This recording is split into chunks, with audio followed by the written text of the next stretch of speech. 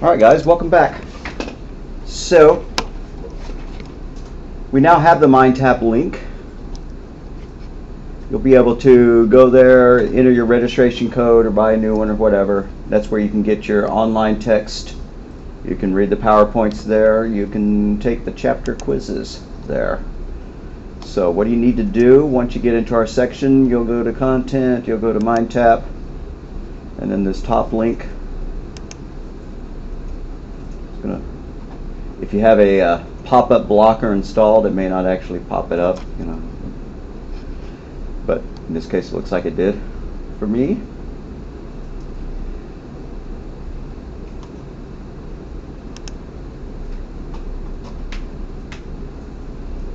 Okay, so now that I am in it, let me log out of it so I can see exactly what y'all would see the first time you pop it open. I hope.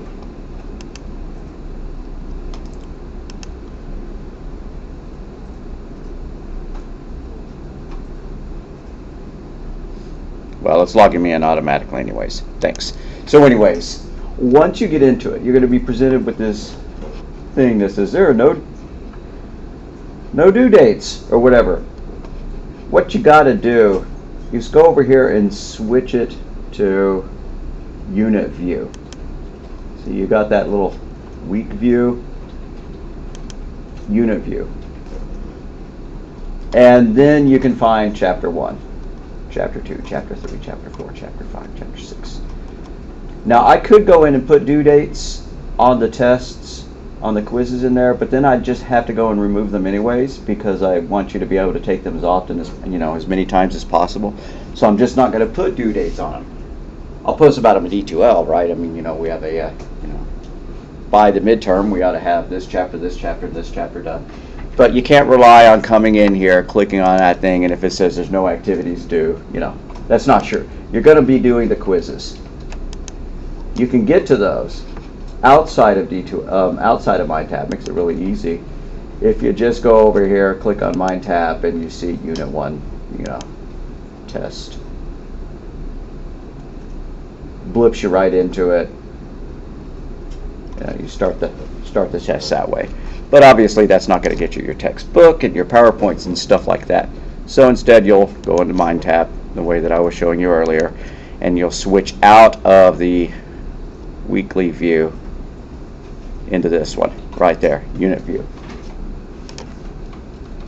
Should we have already created an account? Just as soon as possible. I didn't expect anybody to have it done before today. So once you go into a chapter, you can read the book.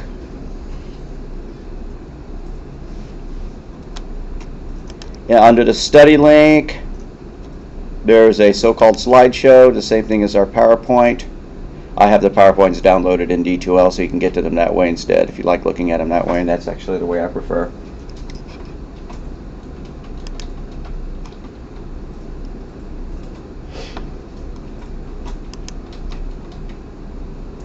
So those are really the two most important things you need to be able to do within Mindtap is get to the textbook and then get to the chapter quiz. What they call a test, I call it a quiz because you can take it over and over and over. Okay, so let's go on and get to our PowerPoints.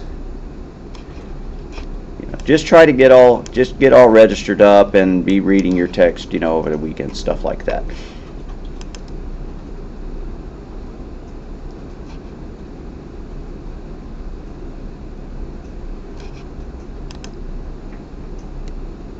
Did not mean to click that. Where are our PowerPoints?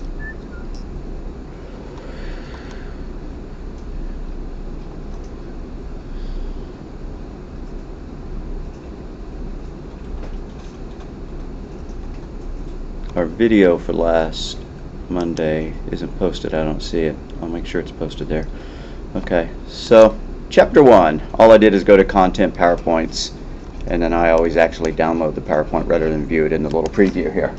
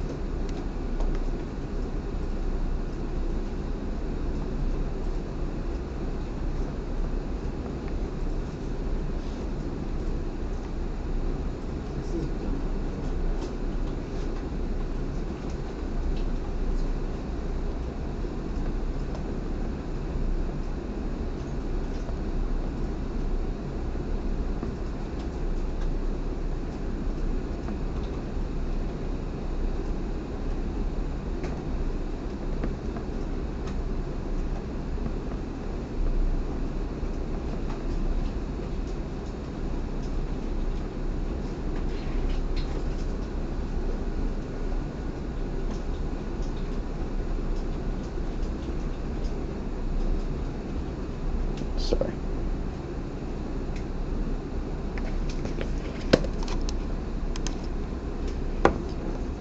In this chapter, we're going to learn about computer systems, simple program logic, steps involved in the program development cycle, pseudocode, and flowchart symbols. Using a sentinel value to end a program, programming in user environments, and the evolution of programming models. Well, let's see what we have to say about all that. So this is going to be pretty dry here at first, and the kind of stuff that you go through kind of quickly because you actually want to get to the good stuff, right? But we have to have all the background. So what is a computer system? Yeah, it's a combination of all the components required to process and store data using a computer. All right, if it stays this lame, we're not going to spend much time on these slides here. But what is hardware? Yeah, it's the equipment associated with the computer. What's software? Okay, now we're talking. This is important stuff. Software are the computer instructions that tell the hardware what to do. And I think I got up here and I drew the, chip, and we were telling him what to do. We were telling him to read, data out, and then to, write the data back out and stuff like that. Those are the instructions, and that's what we provide as programmers. So there are programs, which are the instructions written by the programmers, and programming is the art of writing those instructions.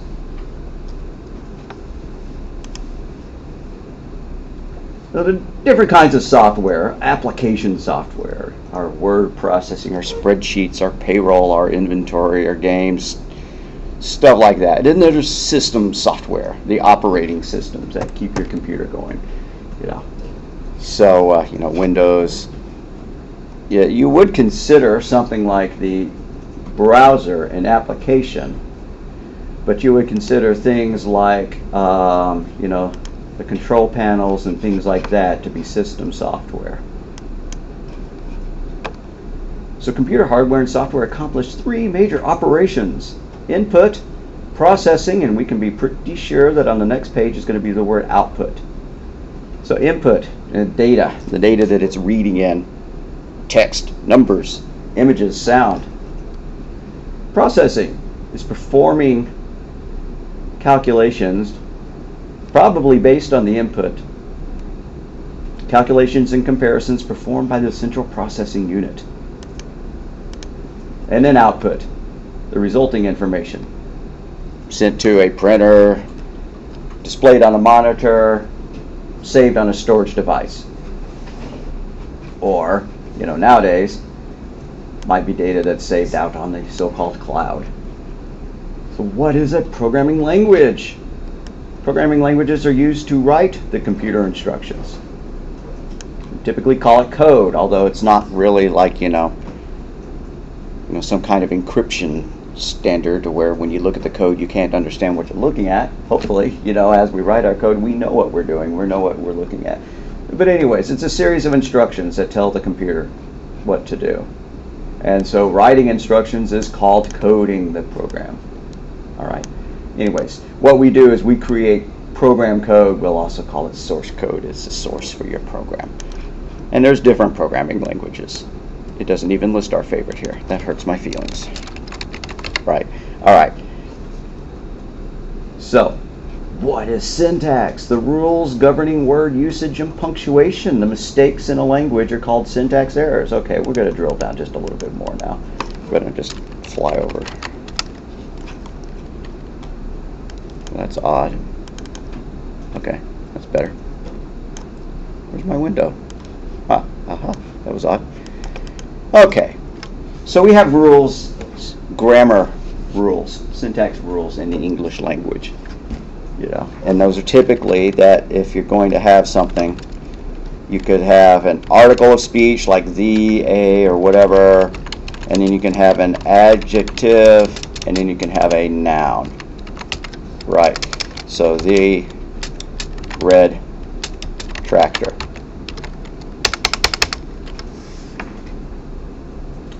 A lot of other languages kind of switch these two positions. The adjective follows the verb, the noun. And I don't really speak Spanish, so this is a problem. I don't even know the word for tractor in Spanish, but I think the color red is like that. So, pardon? Yeah, you're right. Yeah. So El Tractor Rojo, right? So, you know, if somebody comes up to you and mentions the tractor red, you're going to be able to know. You'll be able to figure out what you meant. And if you go up, you know, and you're speaking Spanish to somebody and then your pronunciation's good enough and but you swap the order of those two things, it's going to, you'll get your meaning across, but that's because humans are very good at sketching in patterns and filling in, missing details and stuff like that. And that's the kind of stuff that makes, writing things like Hey Google and Siri, stuff like that, actually hard, is that we have so many ways of saying the same things, and the humans don't mind saying them in the wrong order. We can understand them instantly. But computers really cannot. We have these defined syntaxes in our languages, and here's an example of them. If you have this statement, x is equal to 3, or 3 is equal to x, to us those mean the same thing. But in our programming language, this flat out doesn't work. Why? Because according to our computer programming language's syntax, and this is true of a great many languages, not just Python, the thing on the left-hand side has to be a variable, and the thing on the right-hand side has to be an expression whose result can be stored in that variable. So this doesn't work, right? Because that's not a variable. We couldn't put a value into 3. And it doesn't think to itself, oh, well, you just reversed it, so we want to copy the value 3 across the equal sign that way. No. In these languages, stuff from the right-hand side gets evaluated and copied to the left-hand side of the expression, like that. So you could do something like, y is equal to 1 plus 2. But you can't do this. 1 plus 2 equals y. It's perfectly good for us in our algebraic notation in schools and stuff like that, but it's not valid programming. We would get a syntax error when we did that. So, the left-hand side of the expression has to be a variable.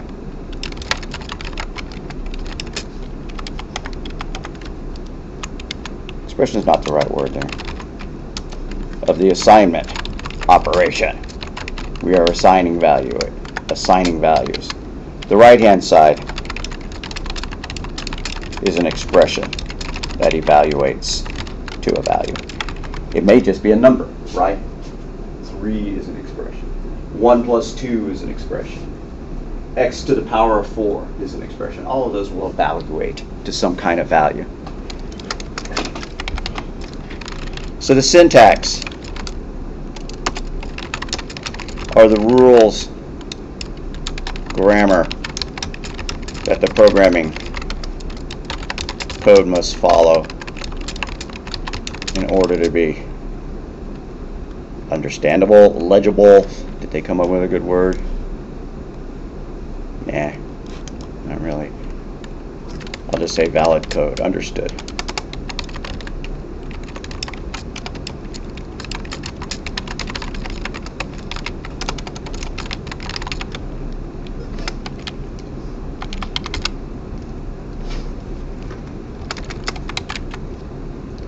So there are things that require strict syntax, and then there are things which don't. There's something called pseudocode. Pseudocode is not a strict syntax. It's kind of a loosey-goosey English explanation of what you want the program to do. So you might write it like this: ask the user for their age.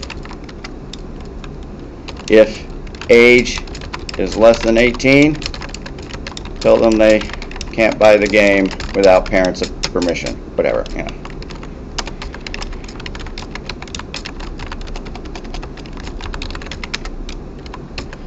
Otherwise,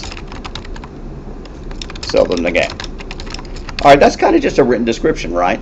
Well, we could turn it into, something a little bit better. Ask the user for their age. We're going to just kind of write it up.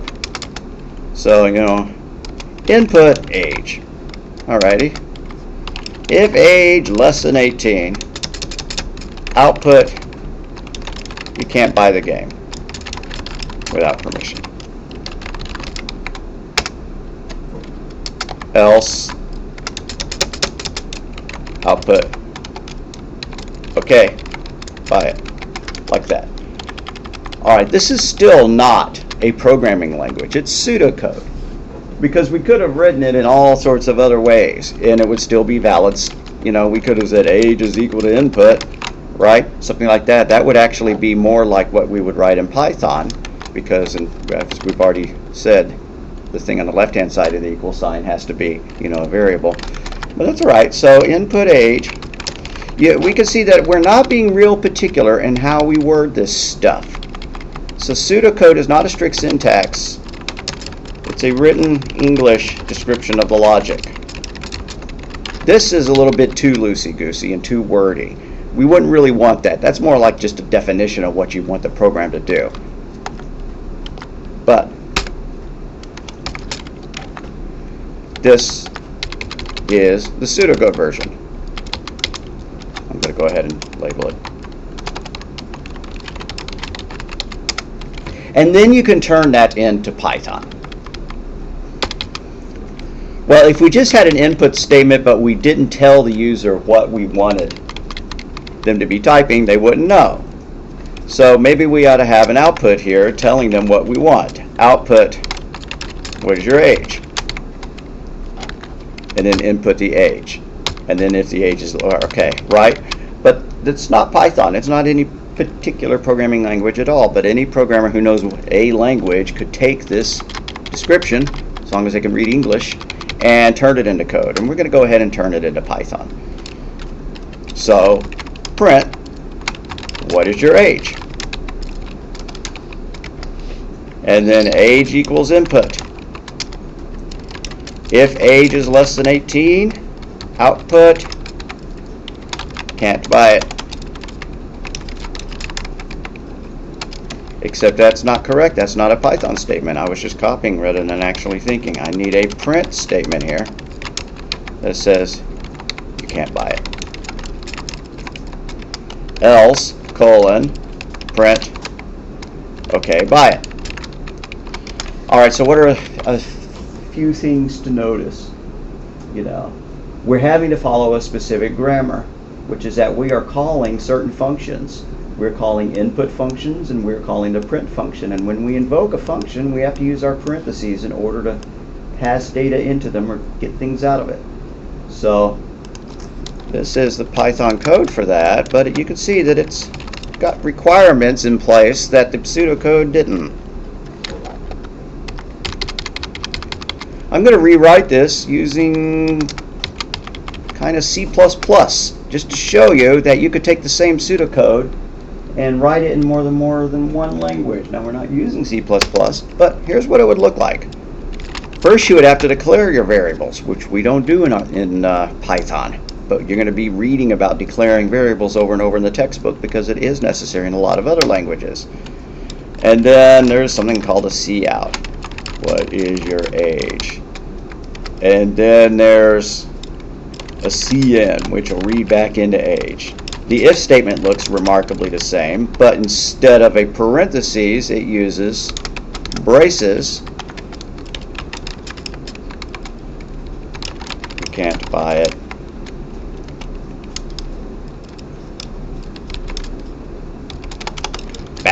\n means go to the next line after you print that.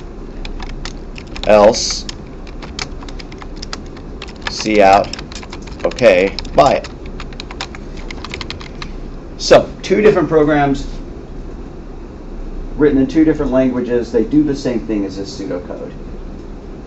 They look considerably different, right?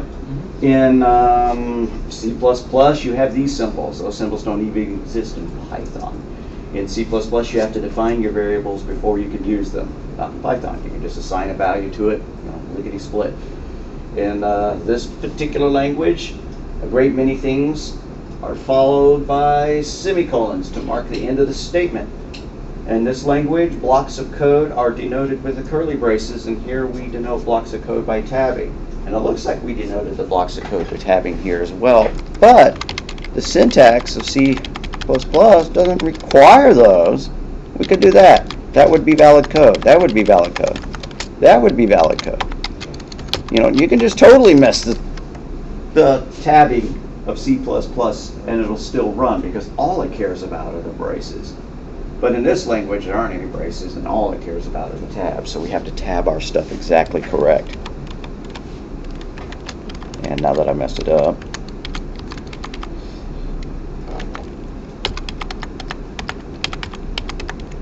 alright.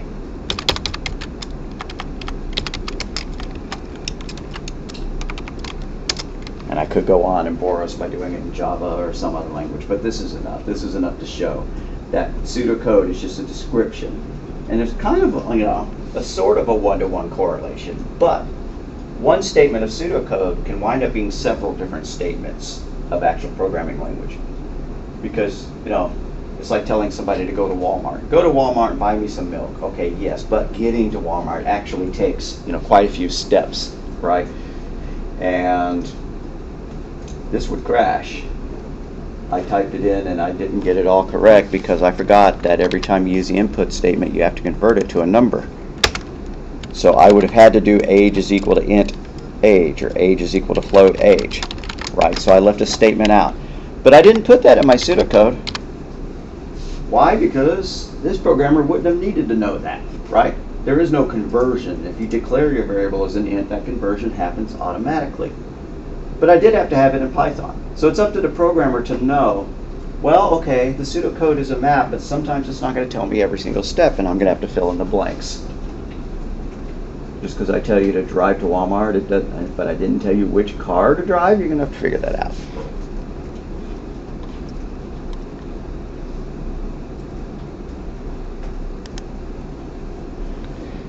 So the rules governing word usage and punctuation. And mistakes in a language's usage are known as syntax errors. So here's my code here. If I left off this colon, that would be a syntax error. If I had this on the same line like that, that would be a syntax error. In some other languages, it would not be. But in this one, it is, because like I said, it knows the blocks, based on the colons. If I misspelled something, print, that's a syntax error. If I capitalize one thing and I don't capitalize it somewhere else, that's a syntax error. But then there's a logic error. And I actually had a logic error when I left that out. The code would compile and it would start running. What I mean is compile is when you click the run button, the first thing it has to do is kind of scan through all the code and put it together in its brain. But if there is an obvious mistake, like the missing of a semicolon or whatever, it's not going to even be able to do that. Now this code will compile, but the problem is when it gets to this specific statement, age is less than 18, it can't compare a number to a word, a string, and a string is what it got from the keyboard. It's what we always get from the keyboard. So without that conversion, the program would crash at this line. That's not a syntax error. So we're going to put that back in.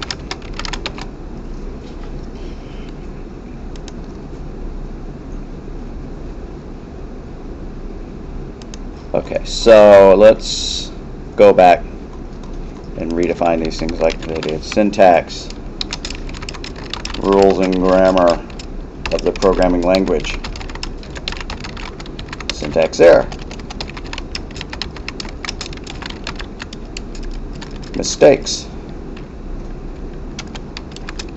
typos,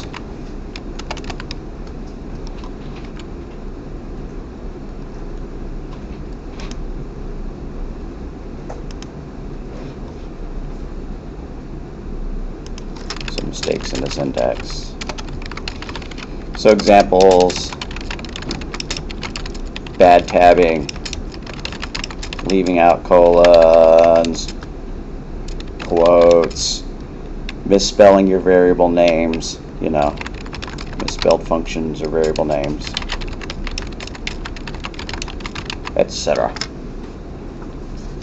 And so when I'm wandering around helping y'all, usually it's going to be catching syntax errors that you typed. And of course, I won't be there when you're writing this stuff at home. But if you ever get stuck, snap a picture of the code, text it to me, and I'll be able to help you.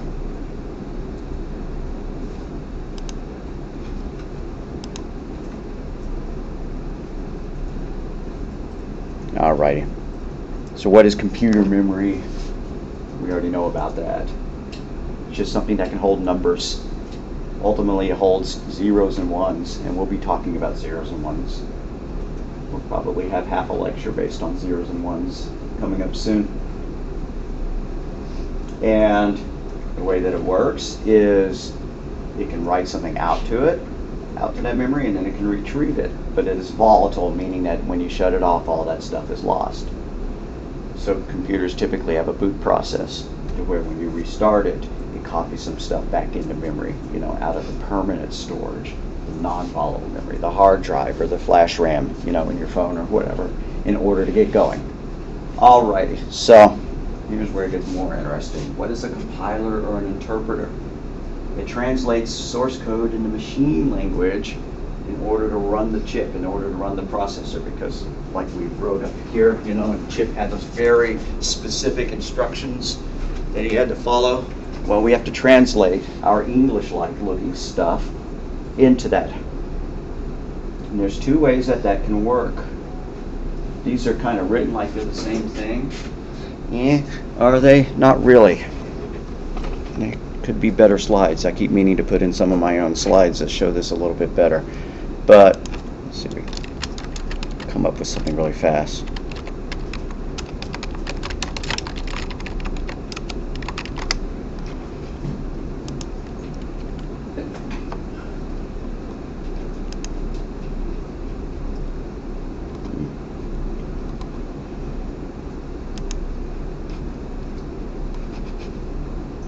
Spend much time looking at that. If it doesn't pop up in 2 more seconds, I'll just stop it. Okay, forget it. What is a compiler? A compiler is something that reads your source code, your programming language, converts it into binary, into machine code, stitches it all up into the form of a .exe or an app, and then you could send somebody that executable or that app.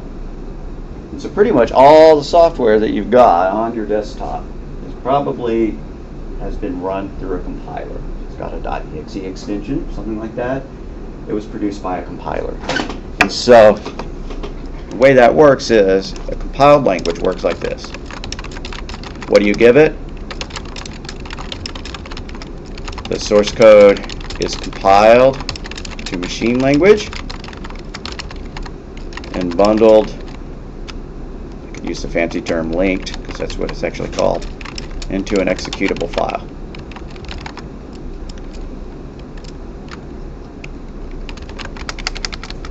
So, an interpreter. So this executable file, I'm just going to call it an exe, is distributed to users. So they probably don't even get the source code. So an interpreter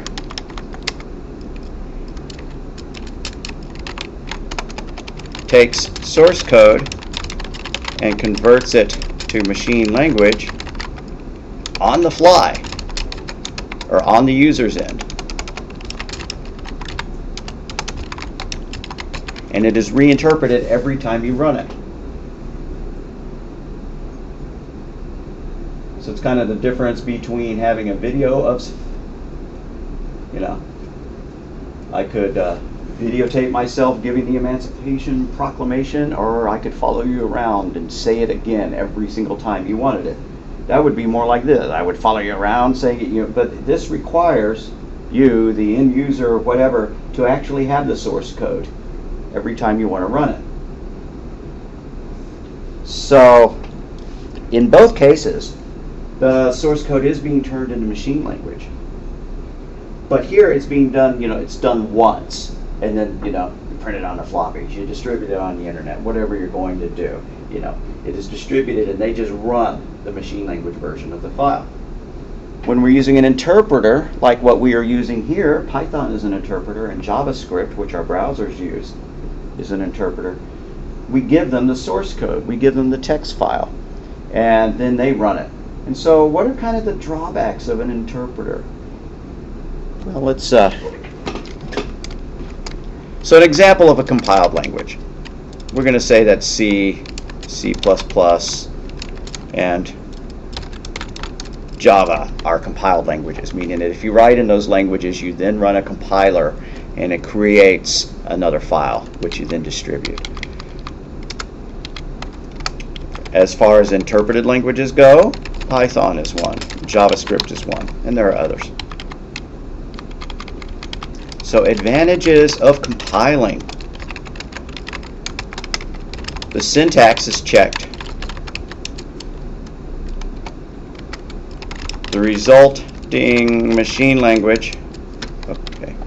So the syntax is checked and then the program is given out. It's distributed.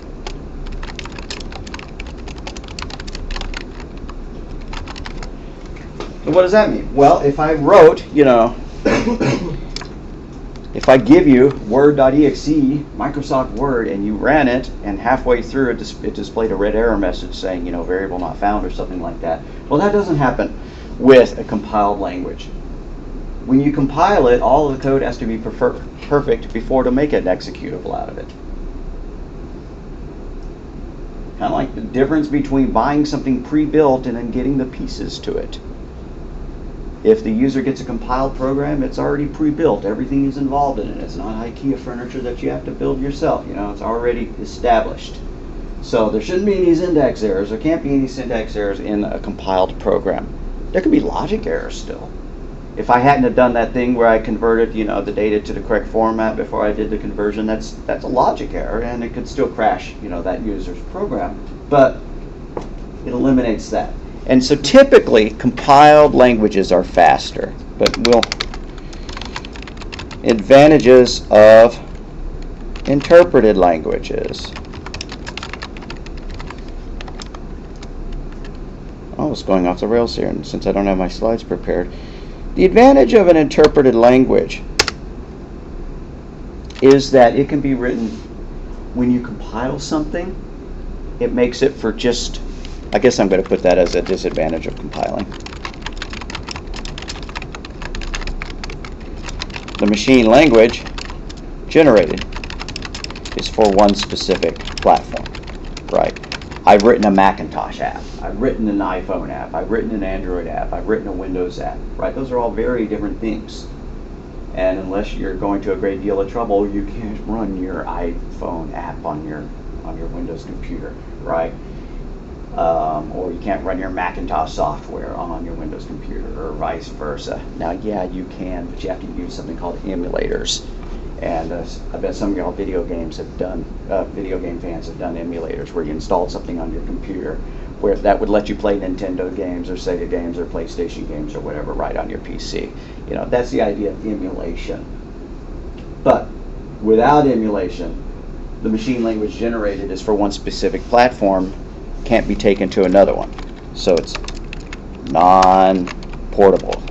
You'll hear the term portable used. Okay, so the advantages of interpreted languages is that it's portable. I just write, the people who write the video game emulators, if you download a Nintendo emulator so that you can play Nintendo games on the same emulator has probably also been written for Macs, right? And so you just get the same file that was the contents of the cartridge, and it'll run both on your PC and on your Mac. And people write emulators for all sorts of things, Raspberry Pis and phones and whatever. You could probably play games like Tetris or whatever on your microphone or your fridge if somebody put an emulator on one of those. So an interpreted language is portable because the conversion to machine language happens when the program is run, when the user sits there and they double click on the icon or whatever. And as long as you can put that interpreter on that platform, then you're good to go. And Python has been written for all sorts of different platforms, right? Any flavor of Linux and Mac and Windows and who knows what else. They all have Python interpreters installed on them. So you just have to write the code once and it'll run on any of those. It's absolutely not true for compiling. So the advantages of interpreted languages is that it's portable because the interpreter is provided for multiple platforms.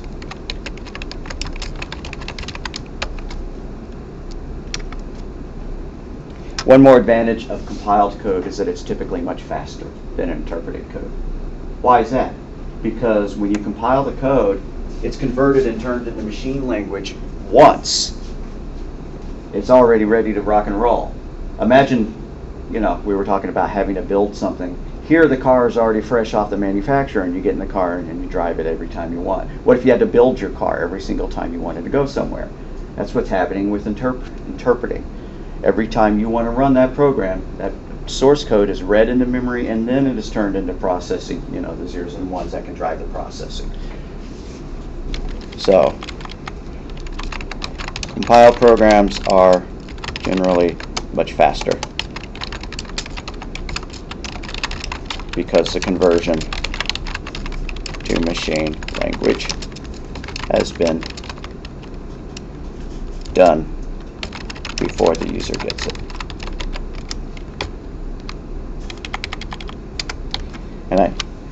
And all the advantages could be flipped to say disadvantages, right? So,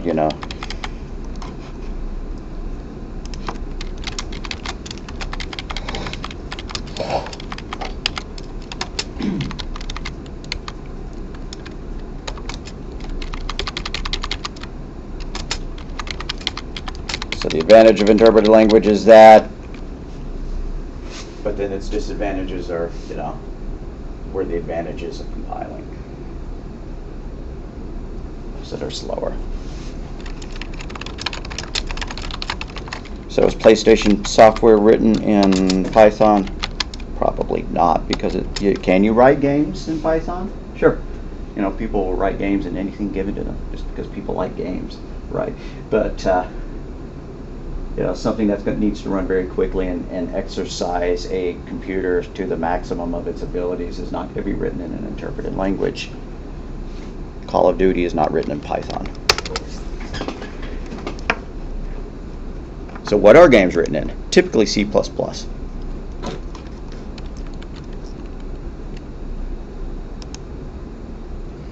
Alright, so the compiler translates the source code into machine language.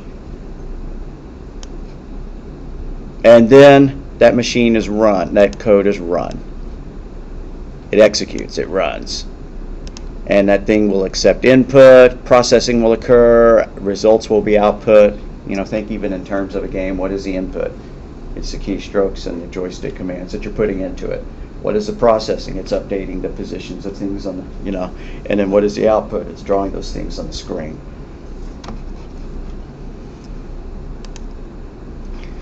So, programs with syntax errors cannot execute. Logical errors.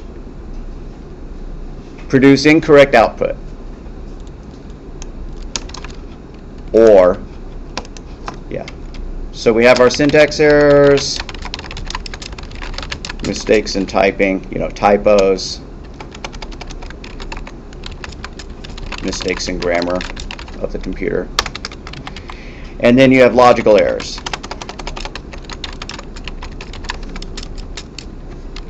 Did I misspell typo incorrectly? Yeah, okay. Logical errors. Mistakes in the logic of the program.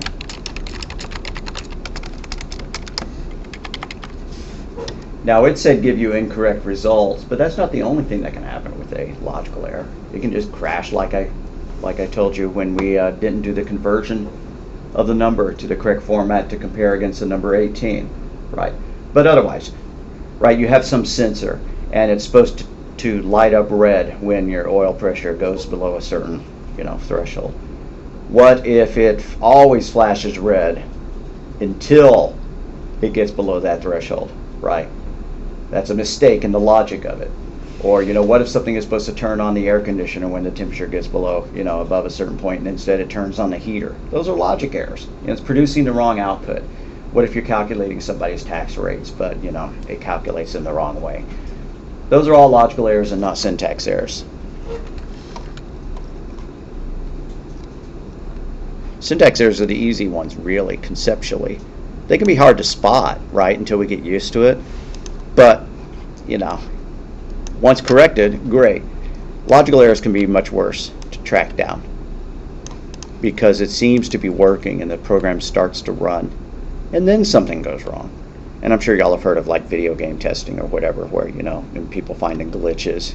Your character falls through the the floor because logic errors or whatever. Or there's some certain part of the screen that kills you, no matter what. Let's talk about one of my favorite logic errors of all time. Is that the one where you just kept going and going and going and didn't expect them to go that far? Exactly. Yeah. Right. So you can play Pac-Man, and after several hours you'll get to level 256, and what you get is that. And there's a reason why that happens, and people have diagnosed why it happens, and they've taken the ROM chips and dumped them so that they could run them in emulators and they can patch the mistake so that it doesn't happen. But what's going on is that there was a counter that kept track of your levels, and then when it got to 256, the data format could only hold numbers 0 to 255, so it wrapped back around. Just like you're probably familiar in the idea of something, going off the edge of the screen and coming back on. That's the idea of wraparound. But the same thing just happens with numbers. Once a number gets too large for the number of bytes dedicated for it, and in this case it was only 1 byte, then the number will wrap back around to 0. And so the level number that you were on was just dedicated to 1, or held in 1 byte. And 1 byte, as for reasons we will see when we talk about this further, can only hold up a maximum of 255. That's the largest number that you can fit in it. So when it went from level 255 to level 256, what it really did is it went back to level 0. And was there code in there to draw level 0? There was not, because the programmer assumed you were starting at level 1. And the people who programmed it just had no comprehension that anybody would play it that long. And it's supposed to be sitting there and eating up coins anyways, and so if somebody can sit there and play that long and it crashes at a certain point, is that a disaster? No. So level 255 is effectively a kill screen, and there are other kill screens in other old video games where Donkey Kong, for example, you get past a certain level and then the guy just takes 3 steps and he dies for whatever reason. I have no idea why, but that's a kill screen in the Donkey Kong level, and it's because the programmers they weren't good enough to get to level 200 or whatever it took for that to happen.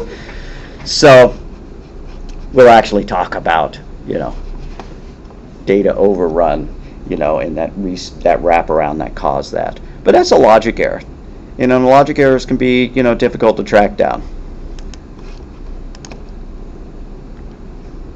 because modern programs are composed of a whole bunch of interlocking systems that work together, right? A modern video game, is a large thing. That's why you can't just download it and run it within a second. You install a lot of stuff. It's a lot of source code working together, and any mistake in any part of it could influence other parts of it.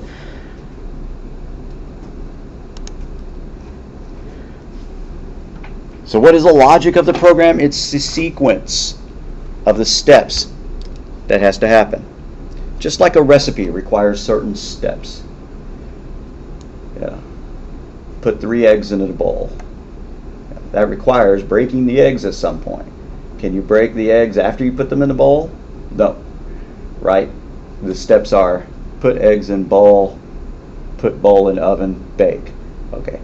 Those are our steps, and if we do them out of order, then it's not going to work. So the same is true, of our programming. If we do them in the wrong order, it's not going to work. And an example of that, where people kind of get conceptually hung up on it, is what if we have some formula for doing some kind of conversion? Like, suppose we know that the number of kilograms is equal to the number of pounds divided by 2.2, whatever, something like that. And so then we're going to write a program that will ask the user for the number of pounds, and it will turn it to kilograms. Well, if we were going to write this in pseudocode, it'd be something like this, right? Input pounds, kilograms is equal to that. Output kilograms. That's our pseudocode for it. This is the correct order for things. And then if we were going to turn this into Python programming, we'd have to fluff it out a little bit, in print how many pounds, you know, and then pounds is equal to input. Then we have to do that conversion step that I forgot to last time. Pounds is equal to the float pounds. And then we have to do the conversion. Kilograms is equal to pounds divided by 2.2. And then we can print kilograms equals, comma, and then print that out, right? That's our output. Okay. So we have taken this logical steps and we've converted them into code. That works fine. But what some folks think at first is that that statement doesn't have to be there. It could be anywhere, right? Because that's our logical definition. That's what kilograms and pounds are. Kilograms is equal to pounds divided by 2.2. That's just a fact, Jack. But it's not in our program. Why? Because you can't do this step until you have the number of pounds. And they are performed in a very specific order. And if we put that thing at the top of our program, it's the first thing that gets executed. And can it be executed? No, because we don't have a number of pounds yet. So when I write my program definition, when I'm telling y'all a problem, write a program that will convert pounds to kilograms. The formula to use is kilograms equals pounds divided by 2.2. Okay. There. So that's our assignment. I would give it to you something like that. I'd probably fluff it out with, you know, a little bit more writing, but so people see that and they'll put it up at the top of the program or whatever. They won't insert that into the actual flow of the program, the specific point. But it's like, you know, if I send you to Walmart to buy grapes, you can't buy the grapes until you get to the Walmart. Doesn't matter if you have the money in hand and you know how many grapes, you know, what the price is. If you don't have the grapes, you can't buy them. Things happen in order, and so your code has to be written in a way that reflects the order, that dictates the order correctly.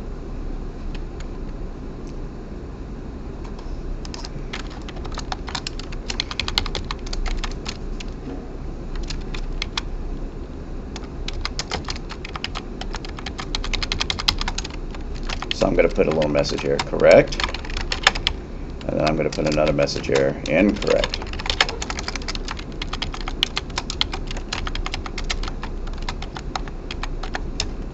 And the reason why is this can't be first because we don't have a value for pounds yet. In programmerese, we would say pounds has not been defined or pounds has not been declared. Let's see what the exact error is if I type this into idle.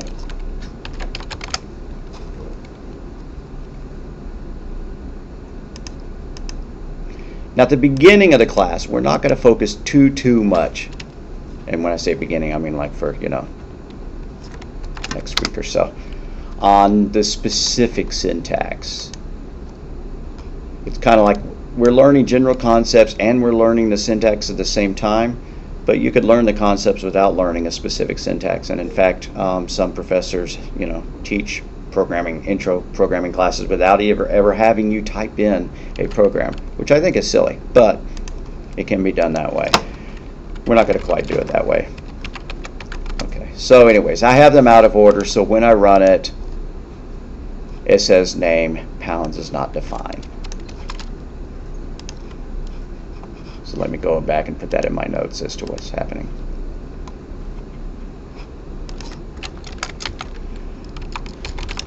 When we run the incorrect one, we will see this error.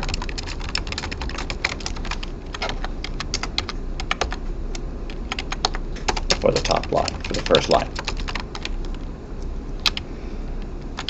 Let me move that above here so that we have an actual. So that was our assignment. Here was our pseudocode for it. And that's the correct Python. And this is the incorrect Python.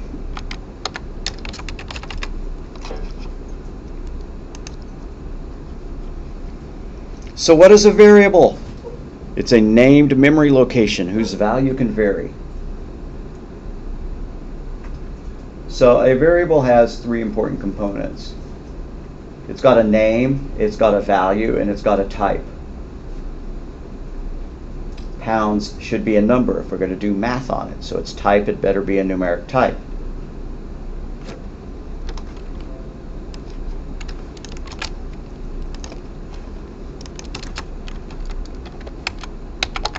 That's their definition. I would say a variable has a name, a type, data type, a value, and technically it also has a memory address. We don't ever see the memory address, but it's got one. Because just like when I was saying read from address 3, read from address 4, read from address 5, I don't want to be able to do that. I don't want to have to do that. Instead I want to say pounds is equal to 7, you know, and then output pounds rather than always specify a byte number, right? So a variable is a named location or a location in memory with a name. So that's their definition. I would reword it slightly. A location in memory that has a name and a type, data type. My definition.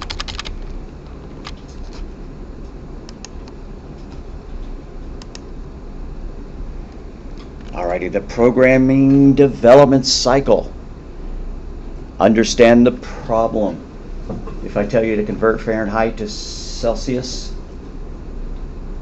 then you need to know the formula. And you need to understand that I want you to ask the user for a value in Fahrenheit, and that I want you to output the result in Celsius. Because what if you didn't understand all those requirements? What if I didn't spec it out to the point where I didn't say you were going to ask the user for it? You might wonder, okay, where am I going to get this value for Fahrenheit? Am I supposed to hook up a thermometer to it? You know, that's silly. Am I going to read it from a file? Am I just going to hard code a number, you know, right into it just to test the program? And yeah, you could do that. And then you could argue, well, I did what you told me to do because you didn't tell me to ask the user for the input. And I'd go, yeah, you're right.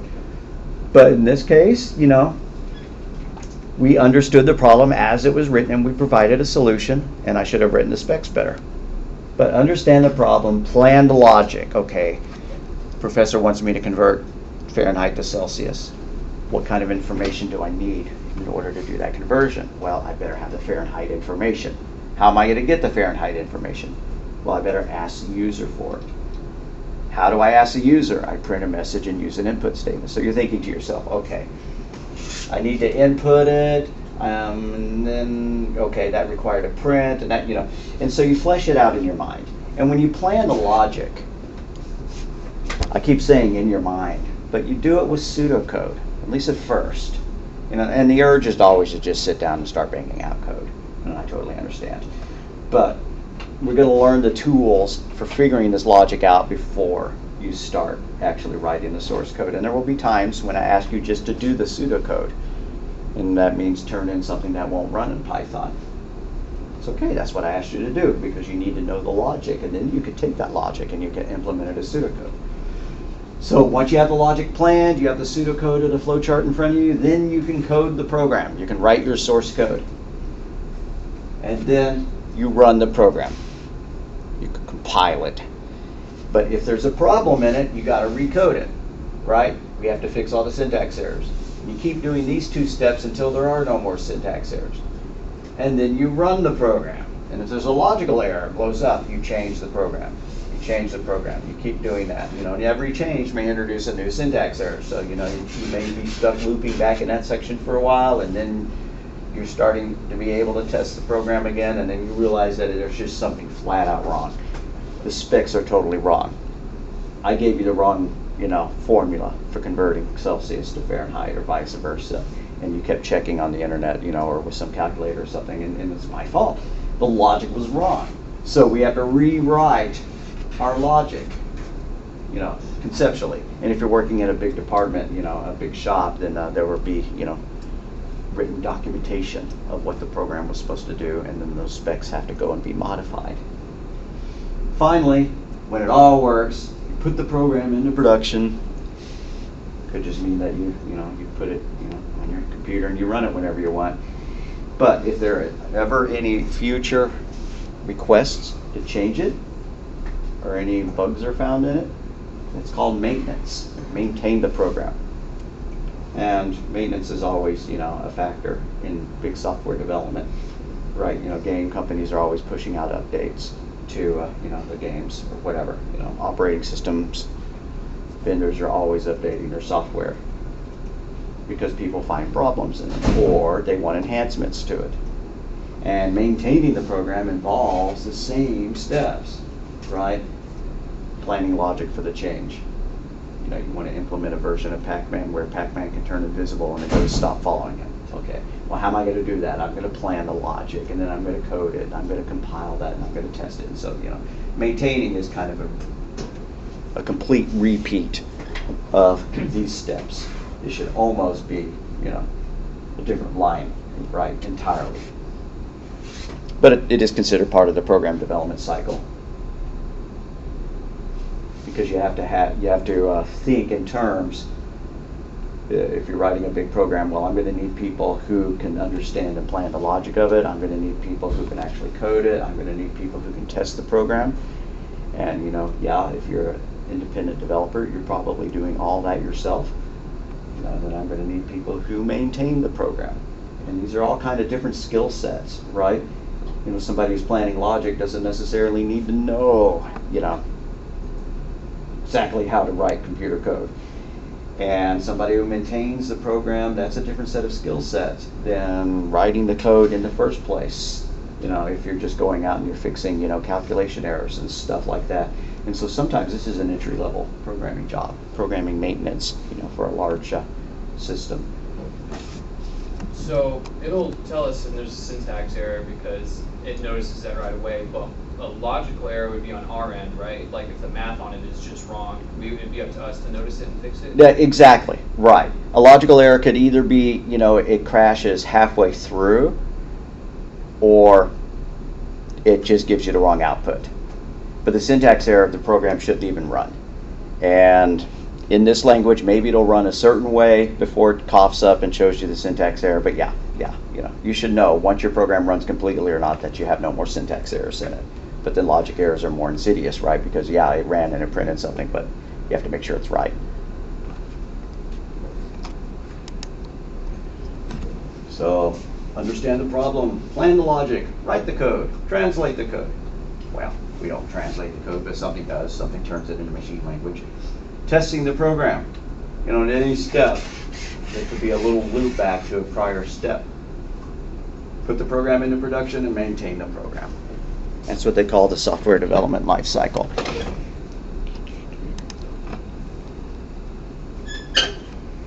So, understanding the problem. That's actually one of the most difficult aspects of programming. The users, or the end users, are the people who the program is written for. And if you're just writing a program for fun, for your own sake, then you are the user as well as the developer. But specifications will be generated, based on the requirements of the end users, and then the logic planned out. And so all of that stuff falls under the name documentation. The requirements for the programs, how it was supposed to work, the rules that it's supposed to follow.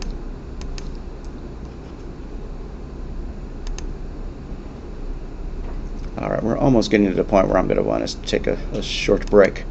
Planning the logic, planning the steps of the program, and what they include. An algorithm. The algorithm is a sequence of steps or rules you follow to solve a problem. It's the recipe. Take 2 eggs, break them, throw them in the bowl, stick in the oven. Right? That's your algorithm for making something that's very bad. But, that's our algorithm. Our algorithm for, converting from pounds to kilograms. Input kilograms, right? We saw the steps that we wrote in Pseudocode. That's the algorithm. So if you ever hear the term algorithm, that's what it means. It's a series of steps. A mathematical algorithm is a series of processes that have to happen, to perform to get your, the desired mathematical result. There are algorithms for calculating pi, for example. There's algorithms for calculating, accumulated interest over a certain number of years, that kind of thing. And so to figure out your algorithm, or to start working on implementing your algorithm, you can use flowcharts and you can use pseudocode. We haven't talked about flowcharts yet, but we're throwing the word at you. You probably have a vague concept in mind of what a flowchart looks like. Let's pop one up.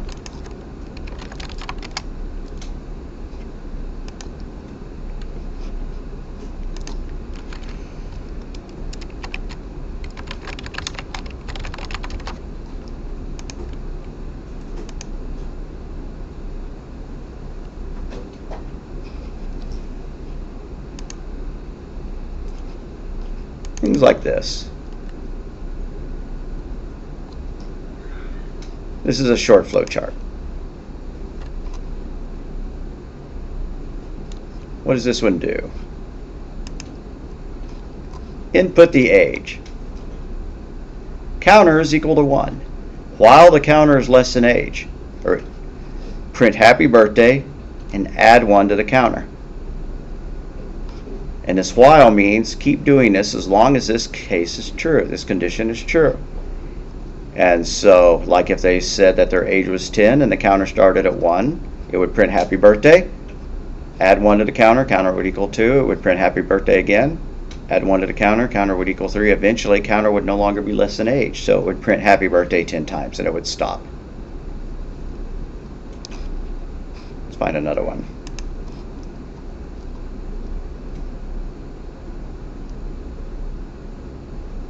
All of these seem to involve loops. I don't want one with a loop. All right, here we go.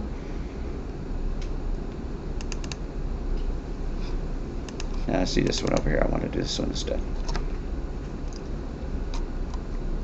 All right, so this is for a number guessing game. The kind of thing where you're going, I think of a number between 1 and 100. Or tell me that number. Guess what number I'm thinking of. And they guess 50. And I say no. If I'm nice, I would say no, try lower. If I was a jerk, I'd just say no, right? And then you wouldn't know where to guess. But anyways, so pick a secret number. Declare some variables. While the number is not equal to the secret, to what they're going to guess, we tell them, pick a number. We let them input their guess. If the guess is equal to the correct number, we print a success message. Right, so this is an if statement. If this is true, do that. That's what flowcharts look like. And the shapes of the symbols do mean something. They are significant. And if you draw a flowchart and you turn it in and it's got the shapes, the wrong shapes, like in this particular case, if this one was a diamond or if it was anything other than a tilted rectangle, then you would get deducted for that. But the rules for what shape to use are pretty simple to follow, so that shouldn't be a problem once you learn them. Shortly, anything that has to do with reading input or displaying output goes in one of these tilted rectangles. So all of our input statements and all of our print statements go in the tilted rectangles. If it's math, if it's a calculation, it goes in a regular rectangle. And then if it's a decision, like a while, do this while this is true, or if it's an if, those kind of decisions are done in the diamonds.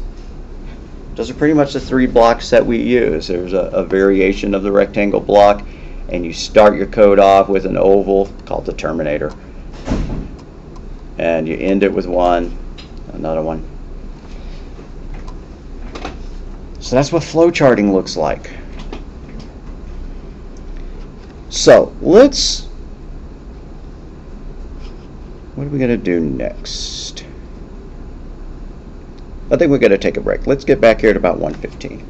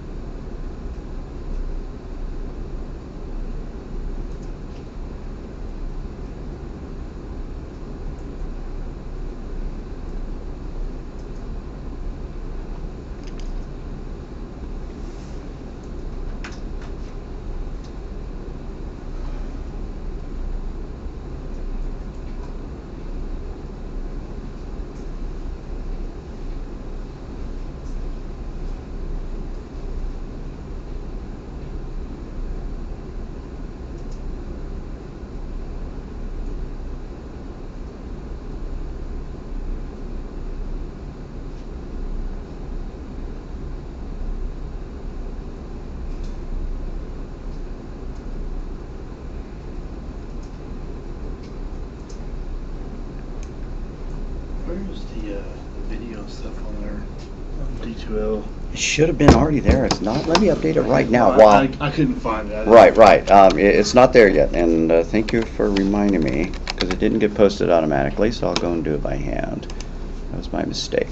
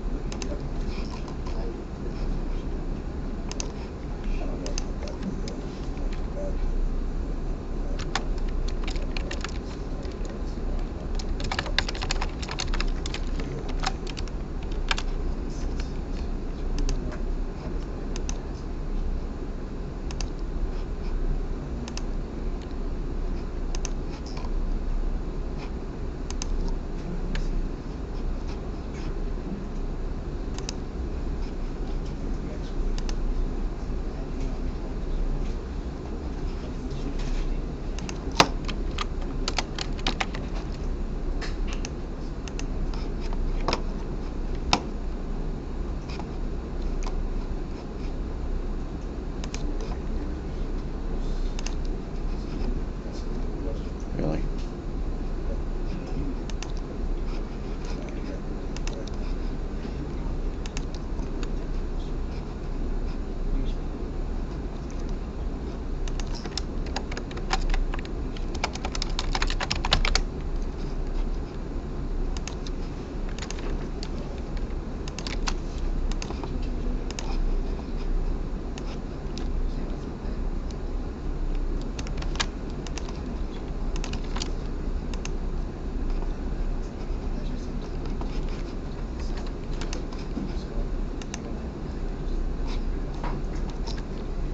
And I meant to pause the recording so that people weren't sitting there watching 5 minutes of nothing, but here we go. The videos will be posted after every class in a folder under contents called videos. The notes will be posted in the same place under contents. So if we come and click on notes, we should see notes for last week, for Monday. If we click on videos, we should see videos. And before long, I'll have 2 more links up at the top. One that takes you just to the playlist, and another that takes you to a search link with the things already filled in. Because it's possible that the video can be uploaded without appearing in D2L. And in that case, I still want you to be able to find it either just by clicking on the playlist or doing a search. But if that's the case, please send me a text so I can make sure that it's posted there right, so that people don't have to do that. So you just click it, and if it displayed it in a little preview thing, which is possible, you would want to go ahead and do the open a new window and watch it on YouTube.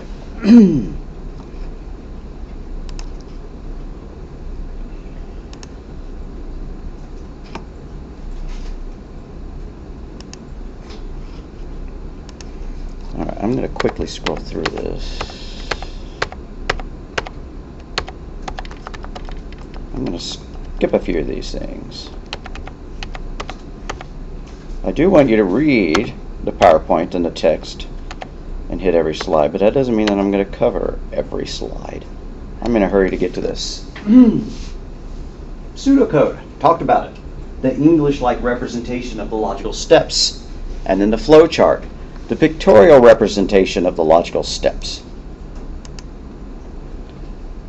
So writing pseudocode, and I forgot something. Book wants us to put the word start at the beginning of every pseudocode and stop at the very end. That does not mean that you're going to put a word start in your Python and stop in your Python. So back over here, where I originally had my examples, Here was our pseudocode version of a program. I should have done this. It should have said start. And it should have looked like this. And then I can put stop there. But in Python, you don't put those things. And in C++, you put other things. You have to declare this as a function. And it looks something like this. I'm just showing you that what you see in the pseudocode is not necessarily reflected in your programming, because programming has to be tailored to the language. But this is still the implementation of that pseudocode, the Python implementation of it. It doesn't have the start and the stop. And here is the C++ implementation of it. So sometimes when I'm up here, I'll probably forget to add the start and the stop to the pseudocode. And since I am capable of making that mistake, I'm not going to come down like a hammer on you if you do it. But to be correct, we need to put start and stop on all of our pseudocodes. So I'm going and modifying my notes to pretend like I did that to begin with. There is absolutely nothing wrong with adding comments, right, that match the pseudocode. We could do that. That would be okay. But it's not necessary. You know, the comments are just for our reading, right? The computer ignores them.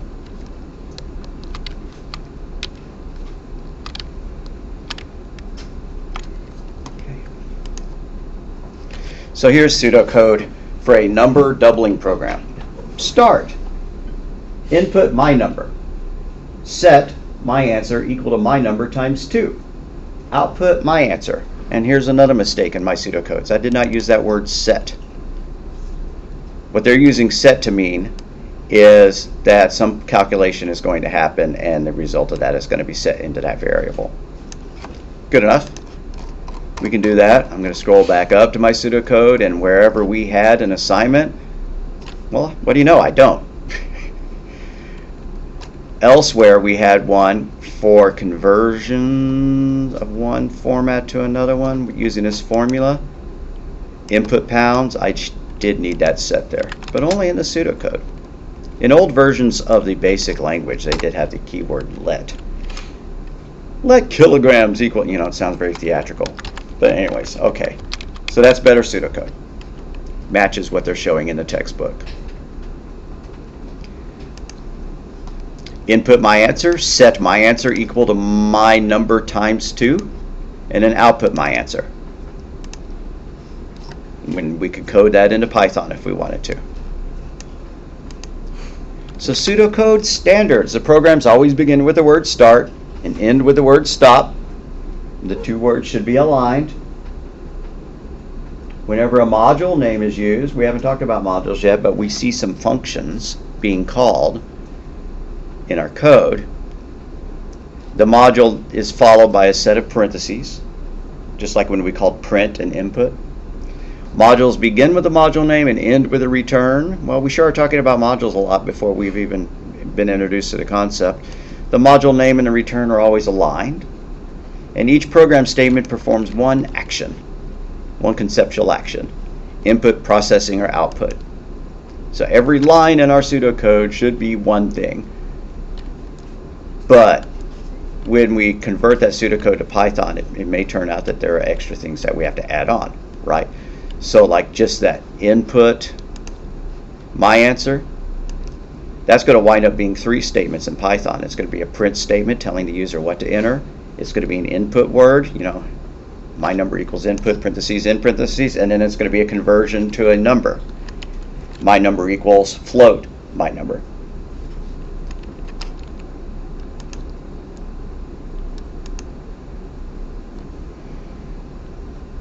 So program statements, the stuff inside the pseudocode after the start, are indented. And then each program statement appears on a single line if possible. If your code is too long to fit on a single line, you can tab it over, like start, you know, and then x is equal to 3 plus y, whatever, you know, and if I felt necessary, If it was going off the end of the page or whatever, I could keep going like that, right? Whatever. We rarely have that problem. I more often have that problem because I set my font sizes larger for you to see them. You're not going to have problems fitting all this stuff onto one line if that's how you want to do it.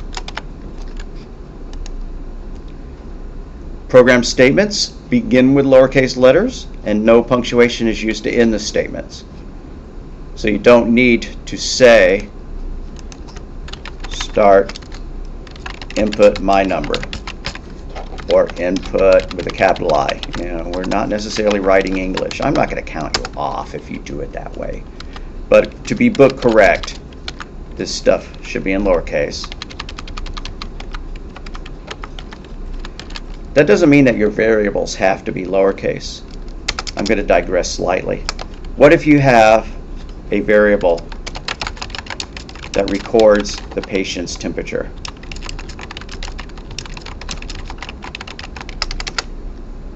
You could just call that T for temperature. That's really lame. PT, still lame. Patient temp. Patient temp with a capital T to make it easier to read. Patient underscore temp, right? We have these various choices of how we want to do it. This one is known as camel case. Why? Because it starts with lowercase, but then there's an uppercase in it, a hump, like a camel. I didn't make that term up. Or you could use underscores to break it apart if you don't feel like using camel case. And I kind of like underscores when I'm typing code up here, but they're actually considered slightly old-fashioned. This style kind of took over in the 90s, and above. But I think this is easy to read.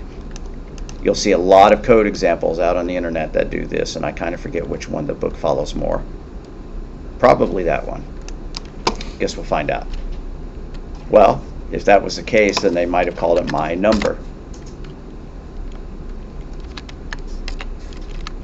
You just pick variable names that mean something to you that are easy to read, because if a computer doesn't care whether you call it patient temp or Barney. Oops, wrong.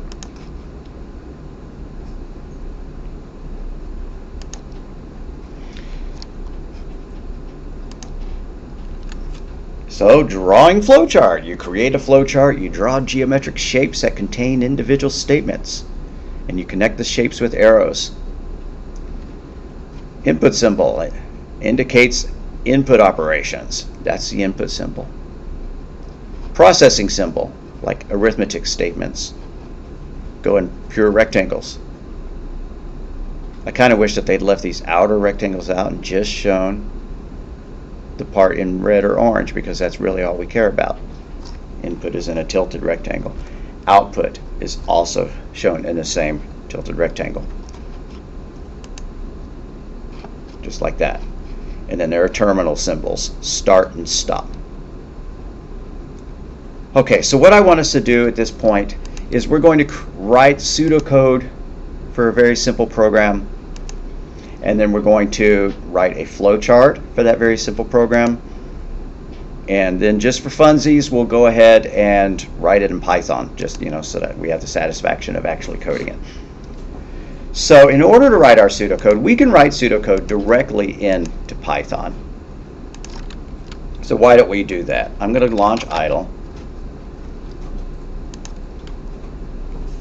I'm going to do a file new. I'm just going to give it the clever name of June 6. I think I've already got one going called June 6. Right. Okay. So this was perfectly good code. I'm just going to shove that kind of down to the bottom.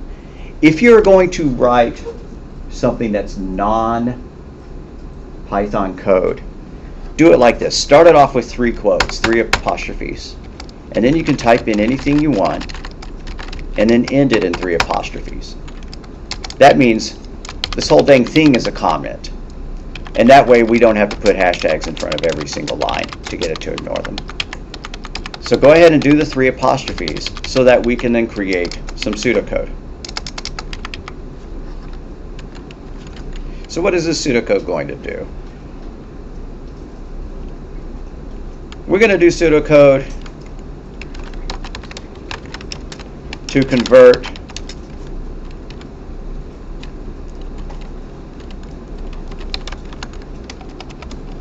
temperatures in F to C.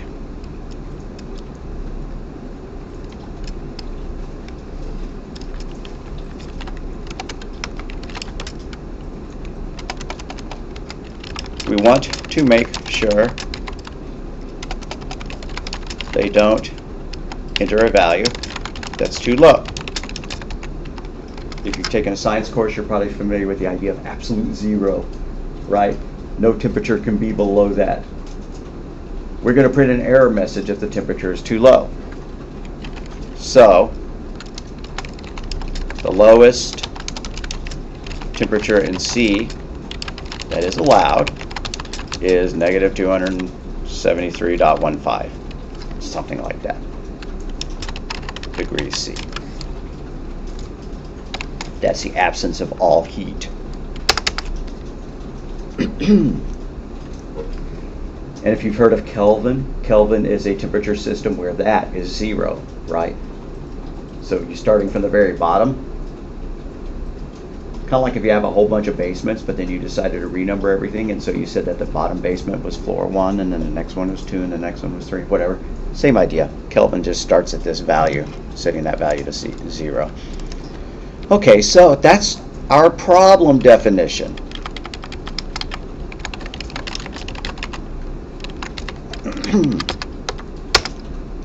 Whoops, I put that in the wrong place. Problem definition goes there. I'm going to take the word pseudocode out. Convert temperatures in F to C.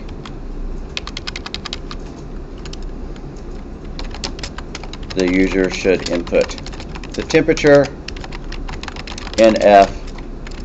Don't know why I start capitalizing now. And the program will display either the error message or the temperature in C.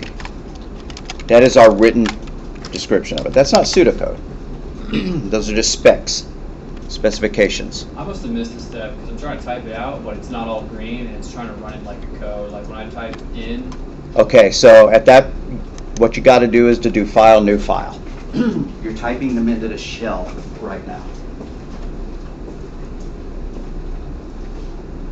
And then you do three apostrophes, quotes. But then it doesn't come up green. This is the problem that I was having. Because I got to the point where it says in. And then after that, once I hit enter and I start trying to type a new line, it'll tab it out. Not asterisks, apostrophes, single quotes. We can use double quotes. Sorry, my voice is going on here.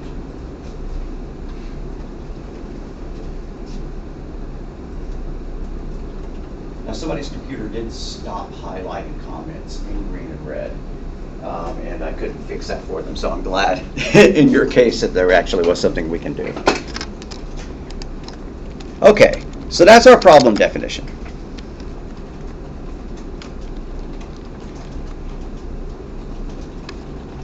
And so now we're going to do pseudocode for it.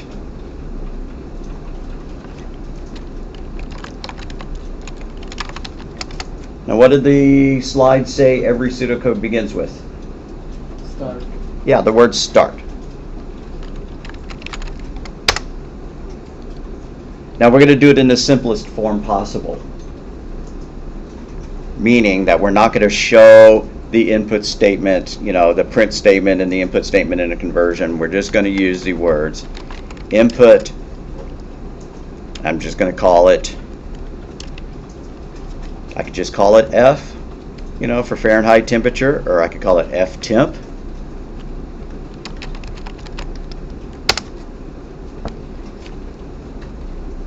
And then we need to convert, convert that to Celsius. So we're going to do a little bit of math. See if I can remember the equation. C temp, that should have been part of the problem definition, is the formula. C temp is equal to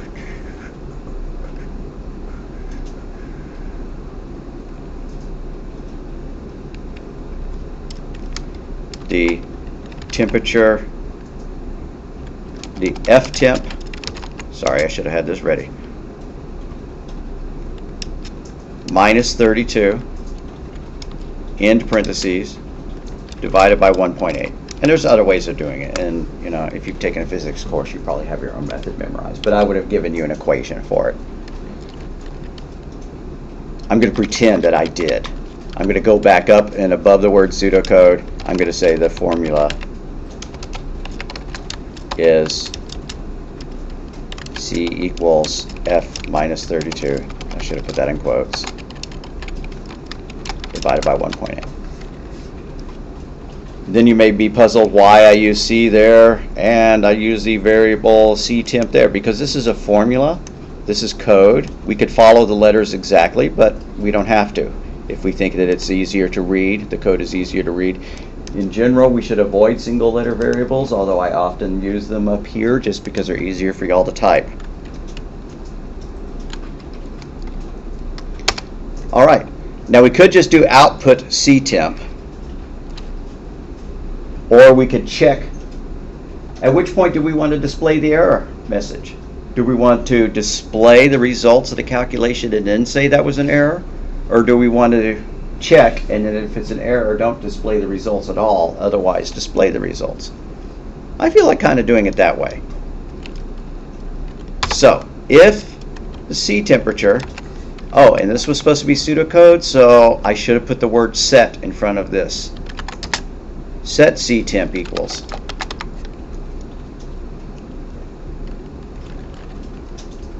Now, I'm not going to count off if you leave the word set off, but we're trying to be by the book. Okay, so if C temp is less than 273.15, then output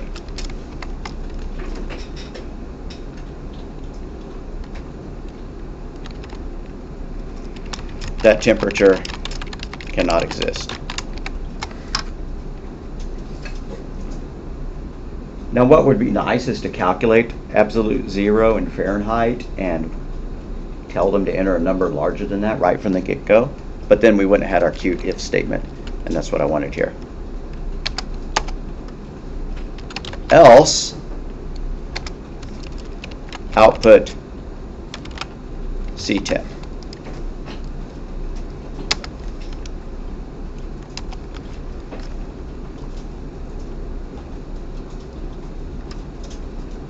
Forgive me for blocking the screen with this for just a minute.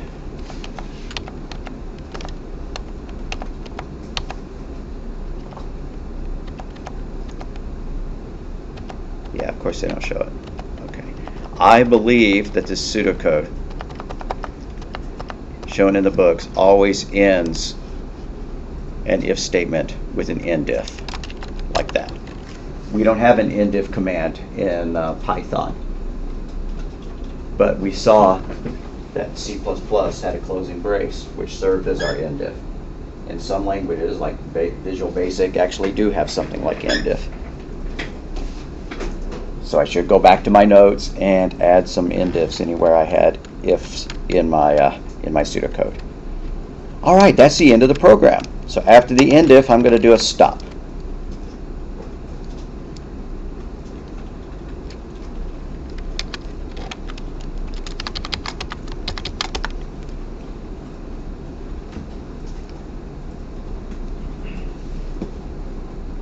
All right, now I'm not going to turn that into valid Python.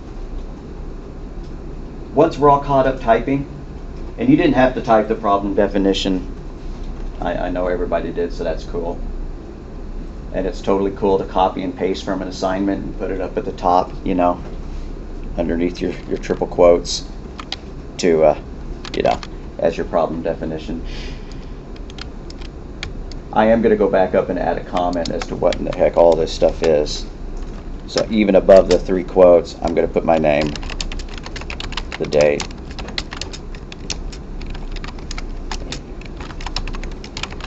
pseudocode example.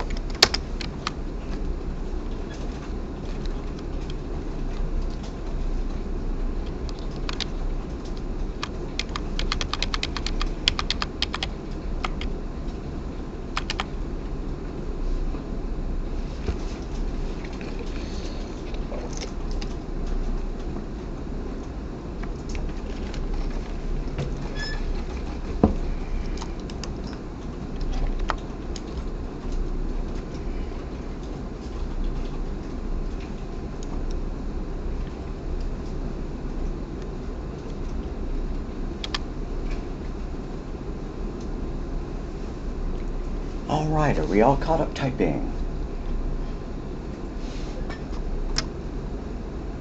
Let's draw this as a flowchart. I think I'll just draw it on the whiteboard first so that you know where we're going with it, but then we're going to all log into the flowcharting software. Hey look, I didn't release some stuff from Monday. Shame on me.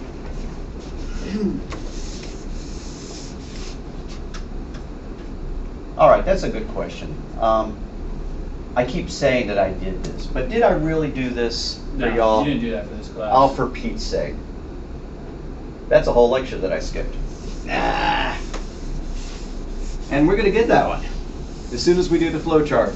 You know, here I am referring to something that I did. Next time that happens, if I start talking about something and I say, oh yeah, last time we did this, and you think to yourself, no you didn't. Throw a shoe at me. Stop me. Make sure that I don't keep babbling.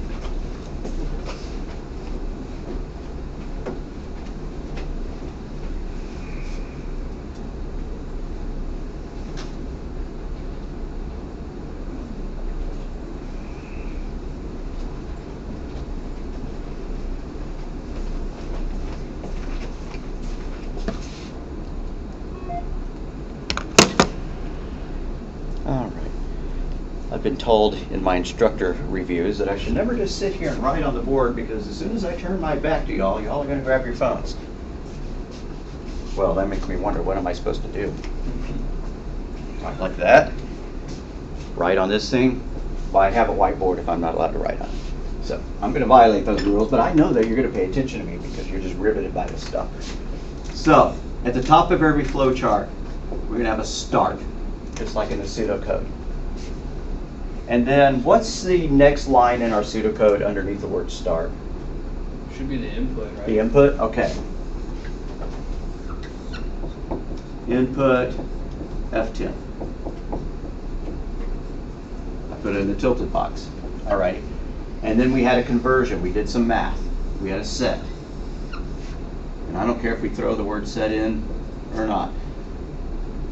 Flowcharts don't have to use the exact same language that pseudocode does. So, what was our formula? CTemp equals, parentheses, Ftemp minus 32. minus 32, parentheses, Minus, no, divided by 1.8. thanks, divided by 1.8. Now there is no divided by key, so we're going to be It's a using, slash. we're going to be using, right. All right, then we're going to have an if statement. And I drew these shapes way too big.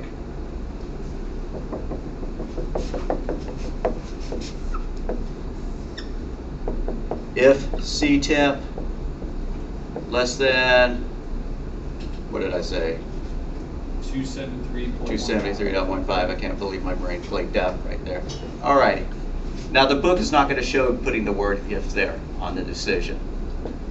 You can leave it out. I'm always going to put it. And the reason why is that the same shape is also used for whiles. And I like to know instantly, without figuring out the rest of the flow chart, whether it's an if or a while. Okay, so if that's true, we come over here and we print an error message. So output error.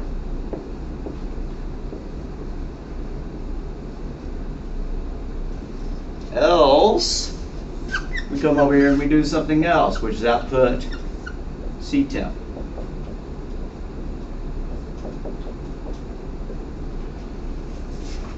So that will be the true branch, if the temperature really is that, and this will be the false branch. And I forget if our software uses the words true and false or yes and no, but either way, totally good. Now another instructor here always makes true go off to the left and false go off to the right. Doesn't matter. I like putting the true to the right because that's what happens when we tap, right? Notice that there is no else keyword. Else is implied. If this is true, come over here. Else, over here. So again, that's a difference between the pseudocode.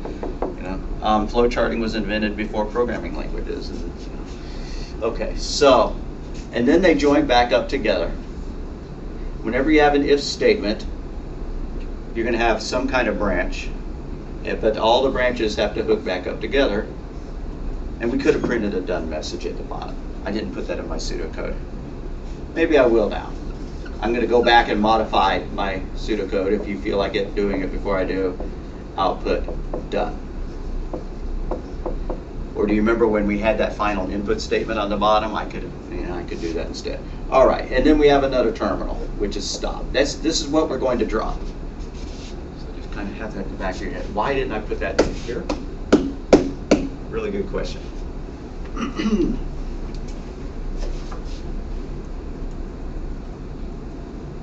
All right, let's do it. Go to lucidchart.com and click the Google link and log in with your Google, with your school email address.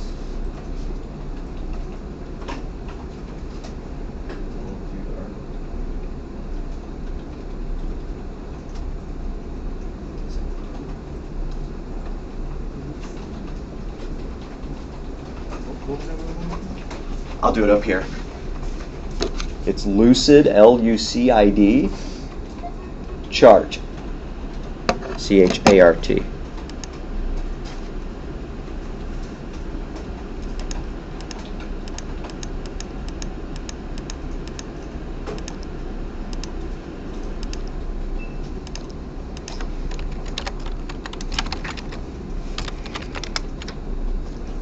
So lucidchart.com is what I typed in. You get to a page that looks like this.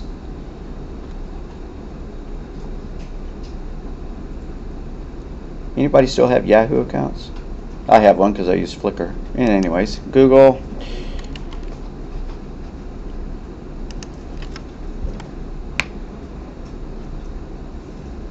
And you should get some kind of screen like this after you log in. Let me know what you see. All right, fine. A home or personal, individual, team member, manager, or whatever. Are we individual professionals? I think we are.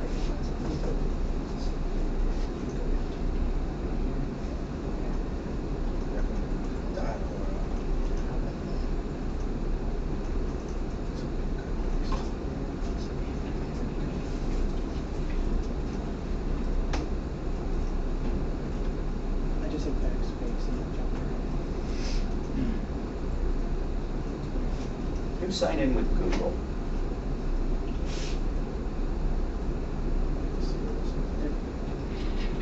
And then it asks you, tailor your experience, just pick one, like individual, professional, something like that. They seem to have done away with student accounts. I'm not sure how much of a problem that's going to be with us, but there was no option there for student. Okay, so you're going to get a page like this. There's a couple of things here like flowchart or education. I don't even really know what happens if we check the select the flowchart example rather than the blank. So I'm going to choose that just for fun. Would you go away? You me a message? Yeah, and then we get blank diagram, which is what we want. So we could have just picked that to begin with. Choose blank diagram.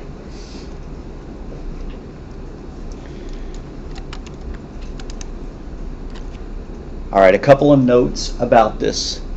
There's this full screen thing, which doesn't really fill your whole screen, but it does fill the whole browser. And then if you want that to go away, you do that. Once you do the full screen, it removes your toolbars on the side and the top, but if you move your mouse over there, they come back. You don't have to operate in full screen if you don't want. I probably will because I set my screen resolution to 1024, by 700 in order to everything to be big enough for y'all to see. Okay, so the way it works is you grab things from the tool bar over here and just, now I'm going to delete all these, but that's the idea. Once you drag two shapes out, you can connect them up by moving your cursor up until you see the little red circle and then drawing a line to the next one. That's a connector.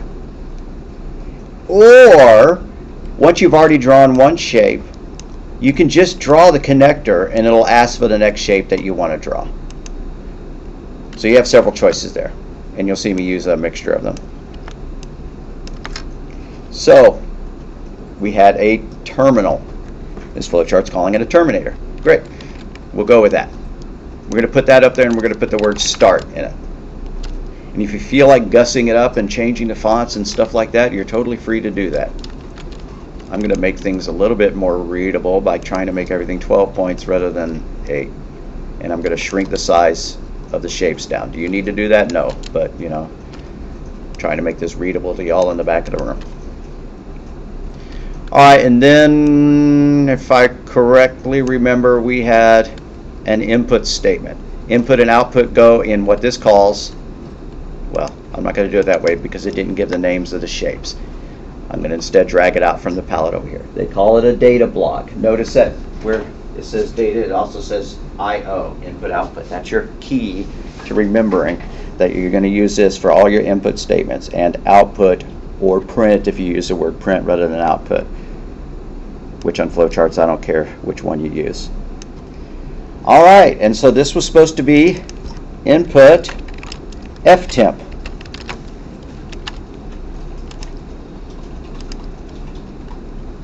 If you want to force carriage returns in the middle of a line, you know, I could just stretch that out, right? But this is useful. I'm going to move my cursor in front of ftemp, and I'm going to hold the control key down and hit control enter, like that. I didn't have to do it that way. I could have just stretched it out. I may undo that with control Z.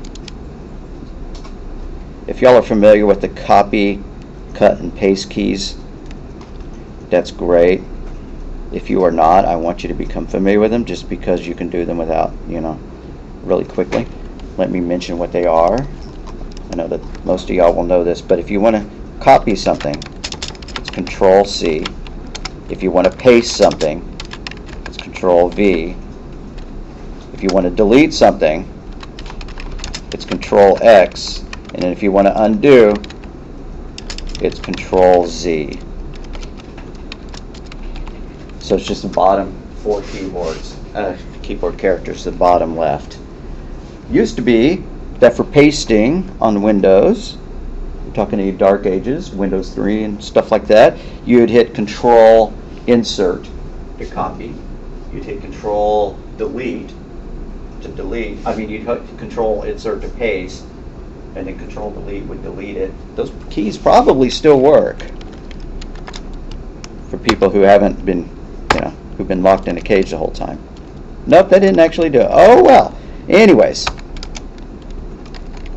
And then I don't know what, you know, undo would have been back in the old days or whatever. So, if you want to, you'll see me do those rather than coming up to an edit menu or right-clicking. Sometimes I'll right-click, but sometimes you right-click on something and it doesn't have a copy, right, or a delete. So if I was going to delete it, I would probably, like I said, highlight it and hit Control X. Or I would just hit the backspace key. It usually does the same thing. Okay. So I'm going to need a line between those two. So I'm going to drag a line. If you already had a line there, great. If you did not, that's okay too. I'm going to remove that carriage return that I embedded in the middle of it. You can just leave yours however you want. As I was about to say, when I said one professor wants the curious to go off to the left, as long as all the shapes are hooked up with arrows, you know, and the arrowheads are on the right side, it's okay. You could draw a flowchart that went from the bottom up. You could draw flowcharts where things start going off to the right, you know. As long as the shapes are in the right order, the directions don't really matter much. And I don't take a lot of time when I'm up here, unless I can't help myself, in lining things up to make absolutely sure that, you know, the arrows are straight. Okay, so after we inputted the temperature, we did a calculation. Calculations are, no, I'm going to, again, drag it out from here so that we see what it's called. The process block.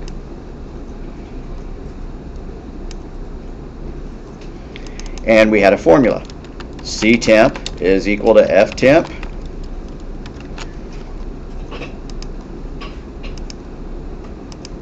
but I forgot my parentheses. Ftemp minus 32 divided by 1.8.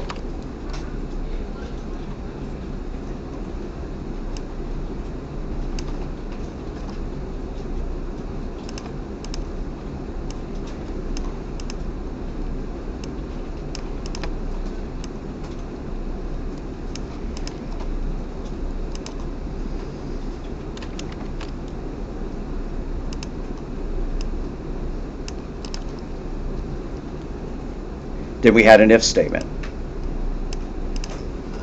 Yes. So I'm going to drag from over here the diamond. Decision. Now that I look at it, I'm not going to have enough room for my else side. So I'm going to grab everything and give myself some more room. How am I going to do that? I'm just going to click, draw a rectangle around the whole thing, and then pull it off to the right. You don't absolutely have to do that because the program, if you draw off the edge of the page, it'll add a new page.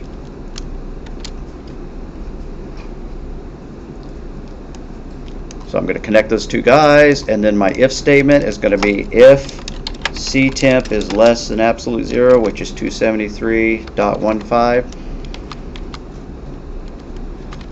I like putting the word if up on its own line, so I'm going to go back to CTemp and hit Control Enter to put that character turn in there, but then it kind of looks lousy, so I don't know if I really like that.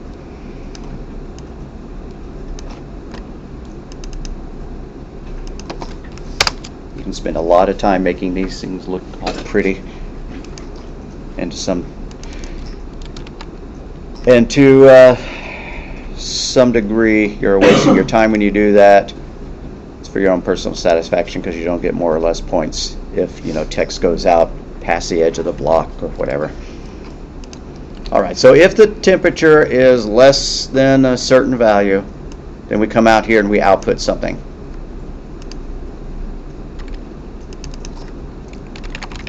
Output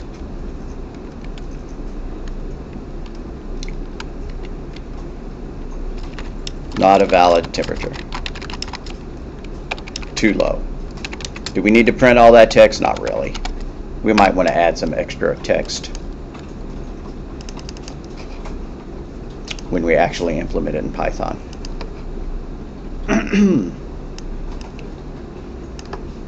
Now really, if I was doing this flowchart for my own fun, what I would do is I would have dragged this down here. I would have clicked the line. I would try to move the point that it hooked up to the top there so it looked like that. That makes me happier, but I don't care if you do all that, so I'm going to undo that. Remember when I said it might do true, false, or yes and no? Different programs do different things. Yes is just as good as true. So now I'm going to draw a no line going over to another output block where we output. I think I did this backwards. Is that how I did it in my pseudocode? Did I have the error message first? Okay, that temperature cannot exist. I like that error message. Output. I'm just editing that to match our pseudocode. That temp cannot exist. And over here, we're going to actually output the temperature. Output CTemp.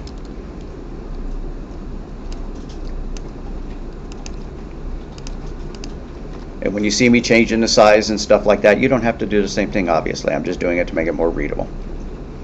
Now these guys have to hook back up together. Whenever you have a branch, they eventually need to hook back up together. If you have dead ends in your flowchart, it's invalid. And so I'm going to draw a line over there and make them hook up in a circle. And do I care if it has a letter in the middle of it? No, I don't really want a letter in the middle. If you don't like that trick of trying to draw a line and pick a shape, you can always draw the shape first and then hook it up with lines.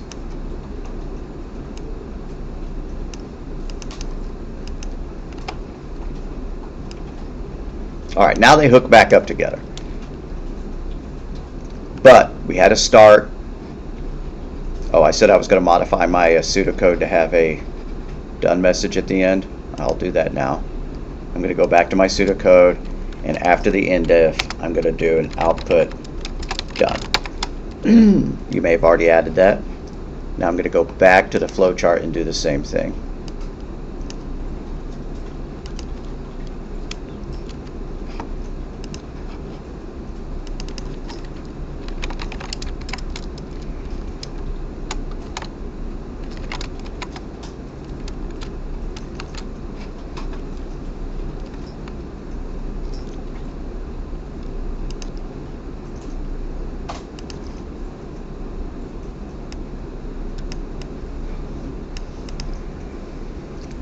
Now really I shouldn't have gone this far before wandering around and making sure that y'all were doing okay, but I will in just a minute.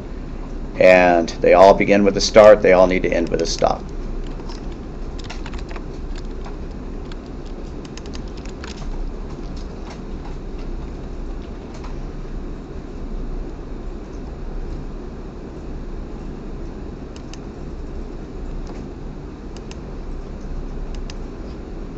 Another keyboard shortcut that you may not be familiar with is Control A for select all. If I did Control A, it just draws a line around everything, and then I can move, you know, with the cursor, you know, right, I can move it left and right. Okay, that's looking pretty good, but I want to claim this as my own, so I'm going to go and put some text on it. I could put that in a process block off to the side, or I could just grab the text tool, move it over there, and then type some text. I'm going to put my name, the date, and I'm going to describe it. Flowchart for temperature conversion.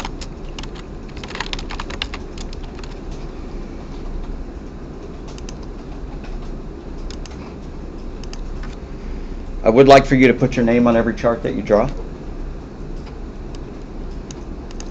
All right, there's our finished flow chart.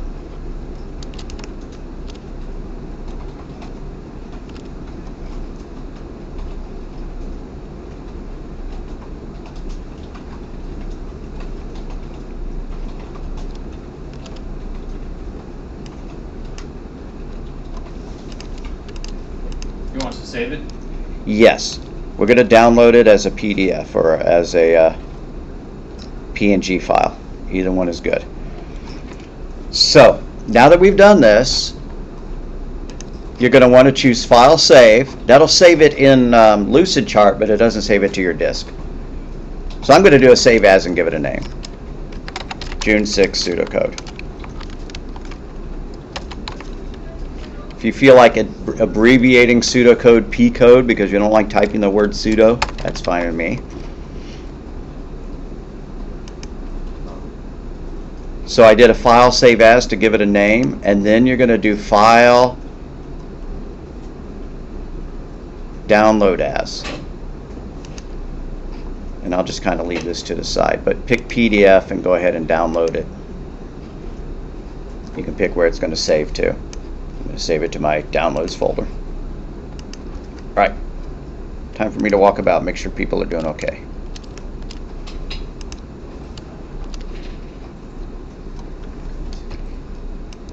If you hit the space bar, the cursor turns into a little hand that you can drag the drawing around with.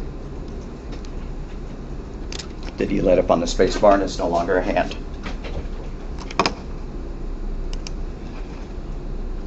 So, if you feel like it, you could run Visio instead. I typed it wrong. Got two eyes.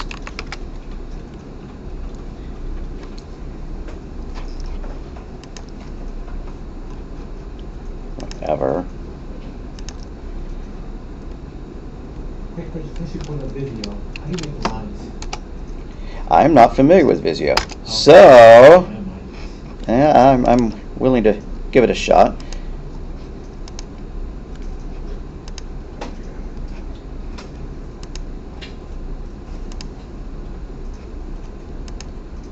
Oh, really?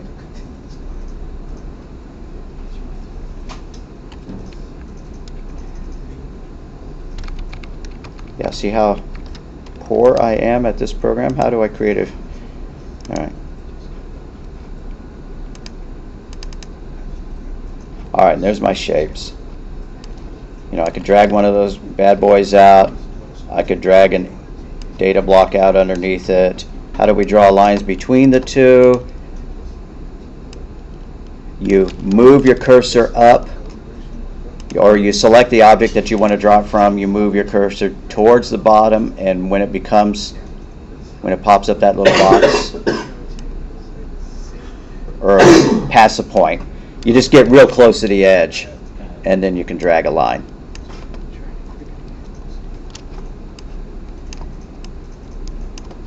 Oh, and neat, it didn't actually connect it to the other one. Lame. There we go. Now it's connected.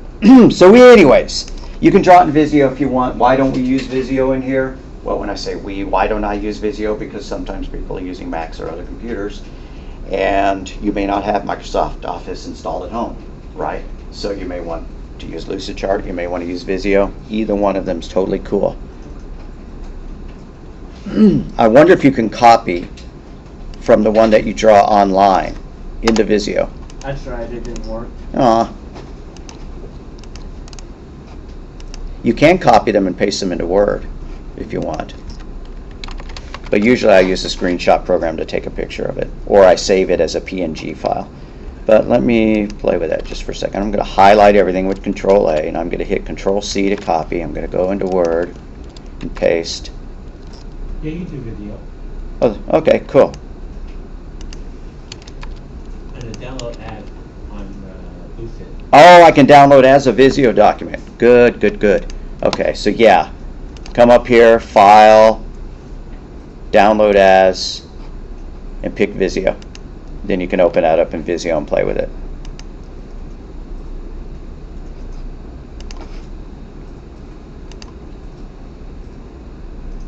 All right, cool. Kind of looks like poop, but good enough. It would have looked better if I'd drawn it in Visio to begin with, right?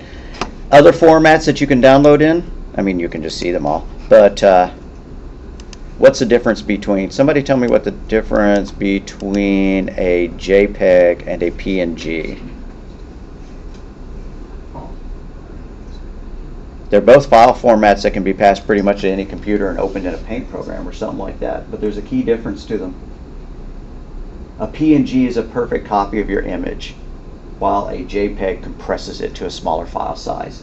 And in compressing, it's like the difference between a file on a CD and an MP3. The MP3 is far smaller than the track on the CD because the data gets compressed. And so, for our purposes, JPEG would be totally fine, but if you want an absolutely perfect copy of what you see on the screen, you save as a PNG. And when something is compressed, sometimes it causes some noise at the edge. I'm sure that you've seen like memes or whatever, but that have been saved and resaved over and over, and they've got all the noise around it.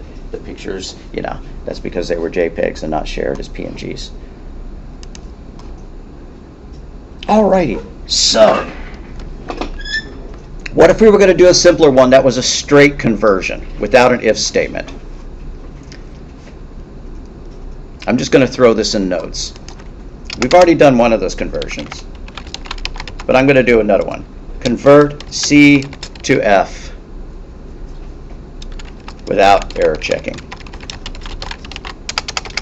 Okay, so convert C to F. I would give you the formula for it. The formula is F is equal to C times 1.8 plus 32. And some people do 9 divided by 5 and 5 divided by 9. If you've memorized those, great, you can use your own formula. Okay, you can Google formulas. If I give you a problem and I say Google the formula, I don't provide you the formula, feel free always to text me and ask me for the formula, because this isn't a science class, right? It's not a math class. If you can find the information, great. If you can't, I'll be happy to give it to you. So like, what is the volume of a sphere? You don't have it memorized, you don't feel like Googling it, you can ask me. Okay, so the formula is that. Okay, so start. Input C.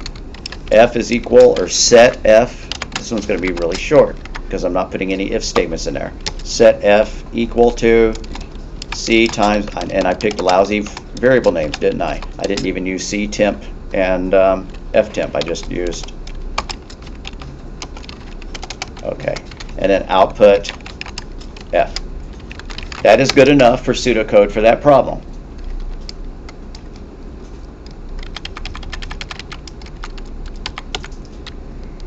Let's do one more.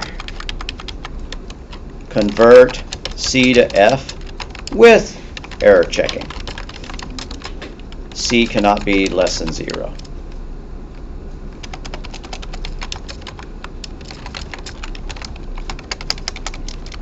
same business to begin with, and all of this will be pasted in the notes that I will upload if you don't feel like typing it along. I know that I do type very quickly. Input C, and now we have our error checking code. If C is less than 0, we have a problem. Print our output invalid temperature. But that's not true. It's not less than 0. It's C less than that value, that conversion value I was using. I'm sorry. C cannot be less than negative 273.15.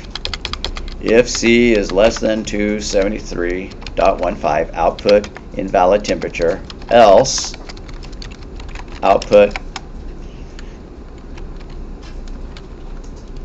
well, I haven't calculated. Haven't done the calculation yet, so I skipped a step. Okay, so set F equals C times 1 point. I could have just copied and pasted this code from up above and then just added the if statement.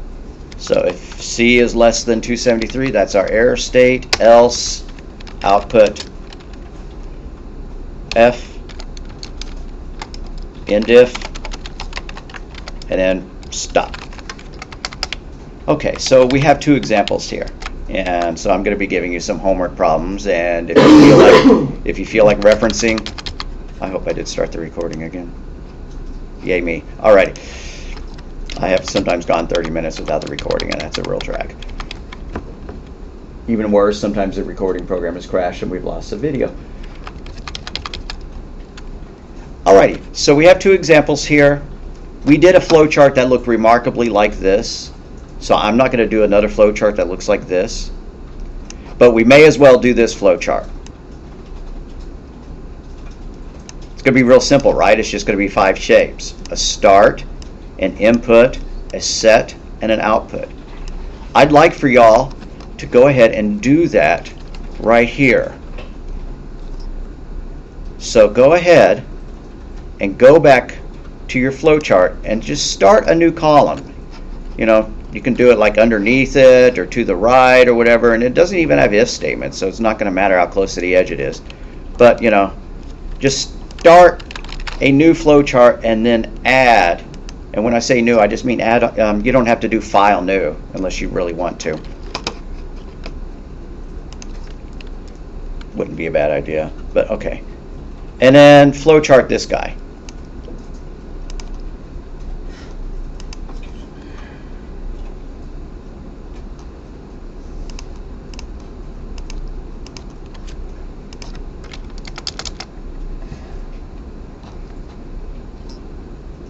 And then I'll draw the flowchart up here. Alrighty, so I'm going to draw a flowchart that does this part.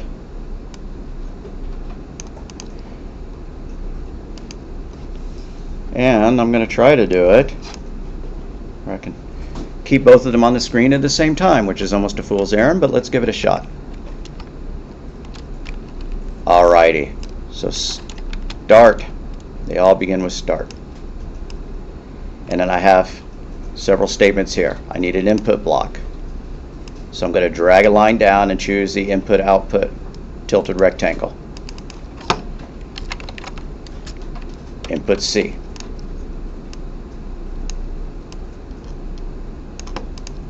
Then I'm going to draw a line here, and I'm going to have that set statement, which is a process block. Math happens in a non-tilted rectangle. Now the term tilted rectangle is kind of childish, but if I called it a quadrilateral, you know what, even a perfect rectangle is also a quadrilateral. So I'm going to stick with tilted rectangle. Alright, so set F equals C times 1.8 plus 32.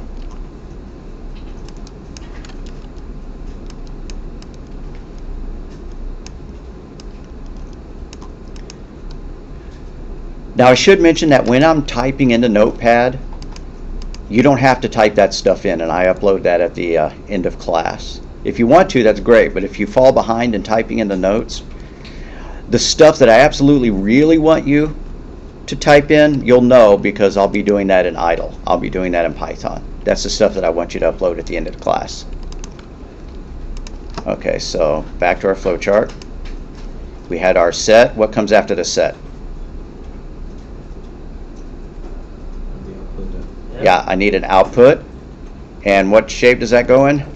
The slanted. Yep, slanted rectangle.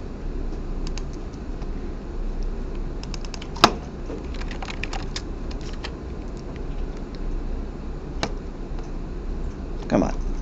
All right. And then at the bottom of every one of these, I need a stop.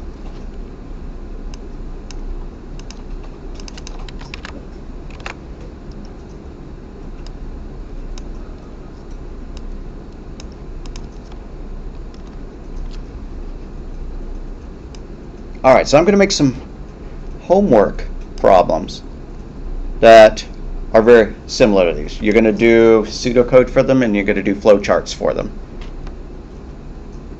And they'll be due, Tuesday of next week, but hopefully you can get them done, before then. It'd be cool if you got them done by Sunday night, so if you had any questions over them, you could ask Monday. It's better to do homework early than late in this class, in my opinion. It's true of every class, but specifically in this one, because I give you a week to do it. But if you want to ask questions about it and you wait till the last minute, then you won't have gotten to ask questions about it in the Monday class, the class before. All right, so let's come up with some homework.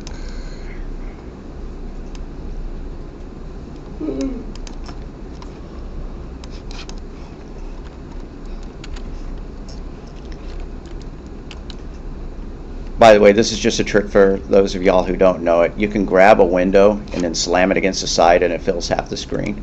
Or grab a window and slam it against the top, it fills the whole screen. Kind of like that feature. Okay, so homework. Write pseudocode for the following problems. Convert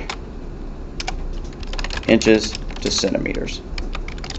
Ask the user for the inches and output the centimeters. The formula is centimeters is equal to inches times 2.54, I believe.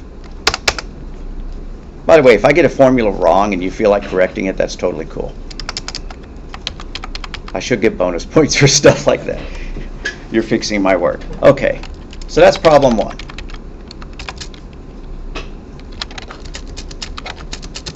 I don't know why I'm bothering to space everything, because I'm just going to copy and paste it into Word and fix it up anyways. And then 2. Convert centimeter to inches.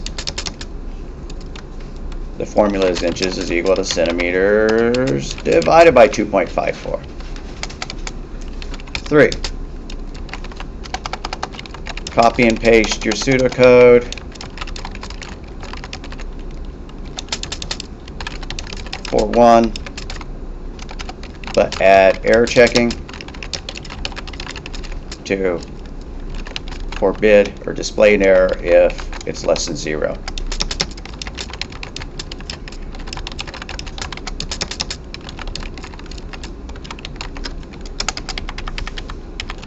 Let's save for code 1 and 2.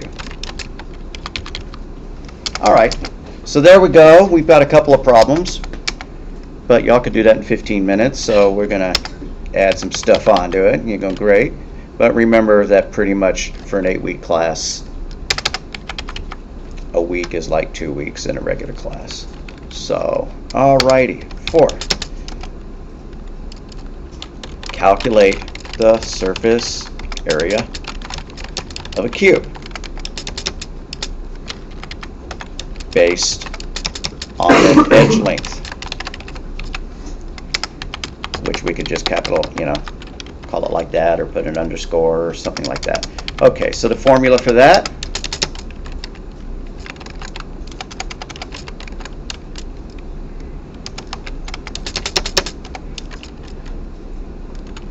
area is equal to 6 times. Now I'm going to show y'all something. How did you indicate squaring in all previous times? What you would do is do the like that, right? But in that language, we don't have in this language, we don't have that character.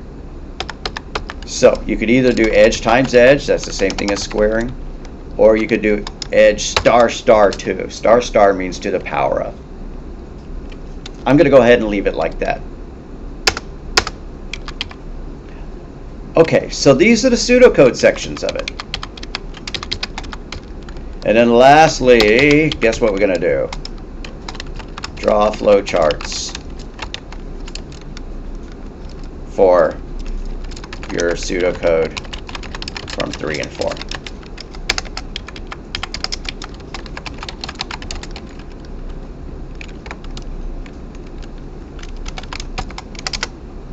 All right. I think we've gone about far enough. Why don't we stop there? If you feel like hanging out for a while and doing all your homework before you go home, that's okay.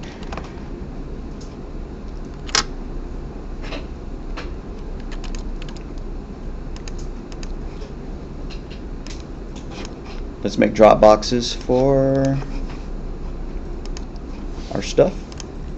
Okay, so we have our drop box, except something's out of place. Here it is. Tutorial B, pseudocode and flowchart. What we're going to want to do is, I think we better re-download the flowchart since we added something to it. Not that I'm going to count it off if you don't. But we want to save this pseudocode as a text file. If you give it to me as a Python file, that's fine, but you probably want it as a TXT. So you choose File, Save As, and pick Text File.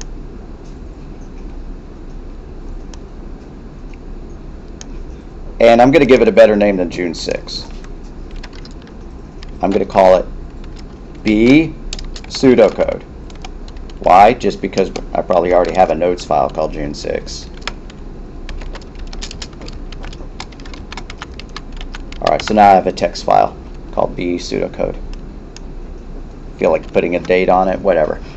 Okay, then that's the TXT file that you want to upload. And as a reminder, when you're in your flowchart, file save, file, download as, PDFs are perfect. You feel like giving it to me as a PNG or a JPEG or Visio, you could, but why not give it to me as a PDF? Download it, and then you're going to upload all this stuff. So I'm going to just try to put everything into my scripts folder. You just have to go and find all that stuff so you can upload it, right? Now that I've saved my documents, and I know y'all know this stuff, but I'm gonna go through it step by step for the benefit of the people watching at home. These are incredibly popular videos. I have millions of hits. If you believe that, then I am kidding. All right. So going back to the assignment, I'm going to click. I refresh it to make sure that I see it. I'm going to click on B, pseudocode and flowchart, and I want both files, right? So I'm going to. Well, I'm not viewing it in student mode, so I can't do it. Let me fix that. View as student. Assignments. B is not showing up. I'll fix that too. D2L has recently changed so that by default everything you create is hidden until unhidden. And I totally admit that I sometimes forget to make it unhidden.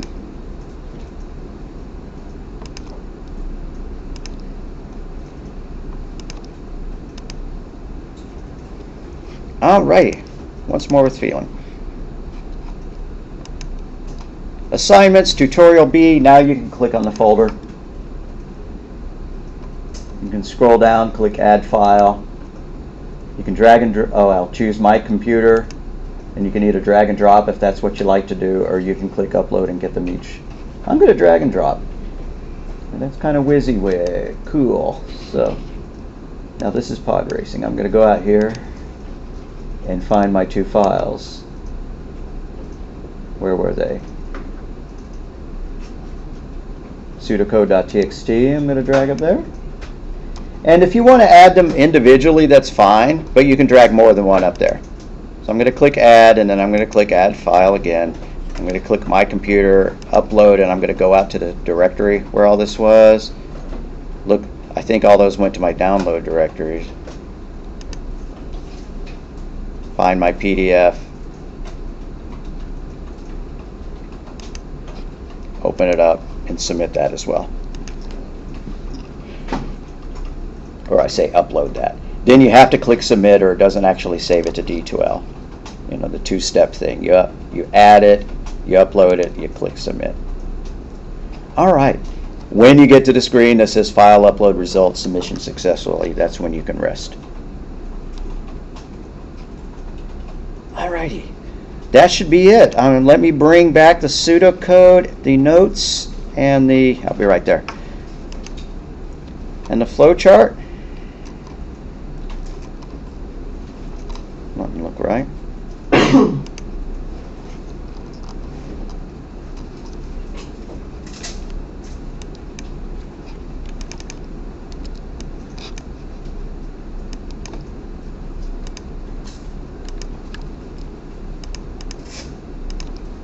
And the drawing, so that you have them on both of the screen when I pause the video at the end so you can check them out. All right.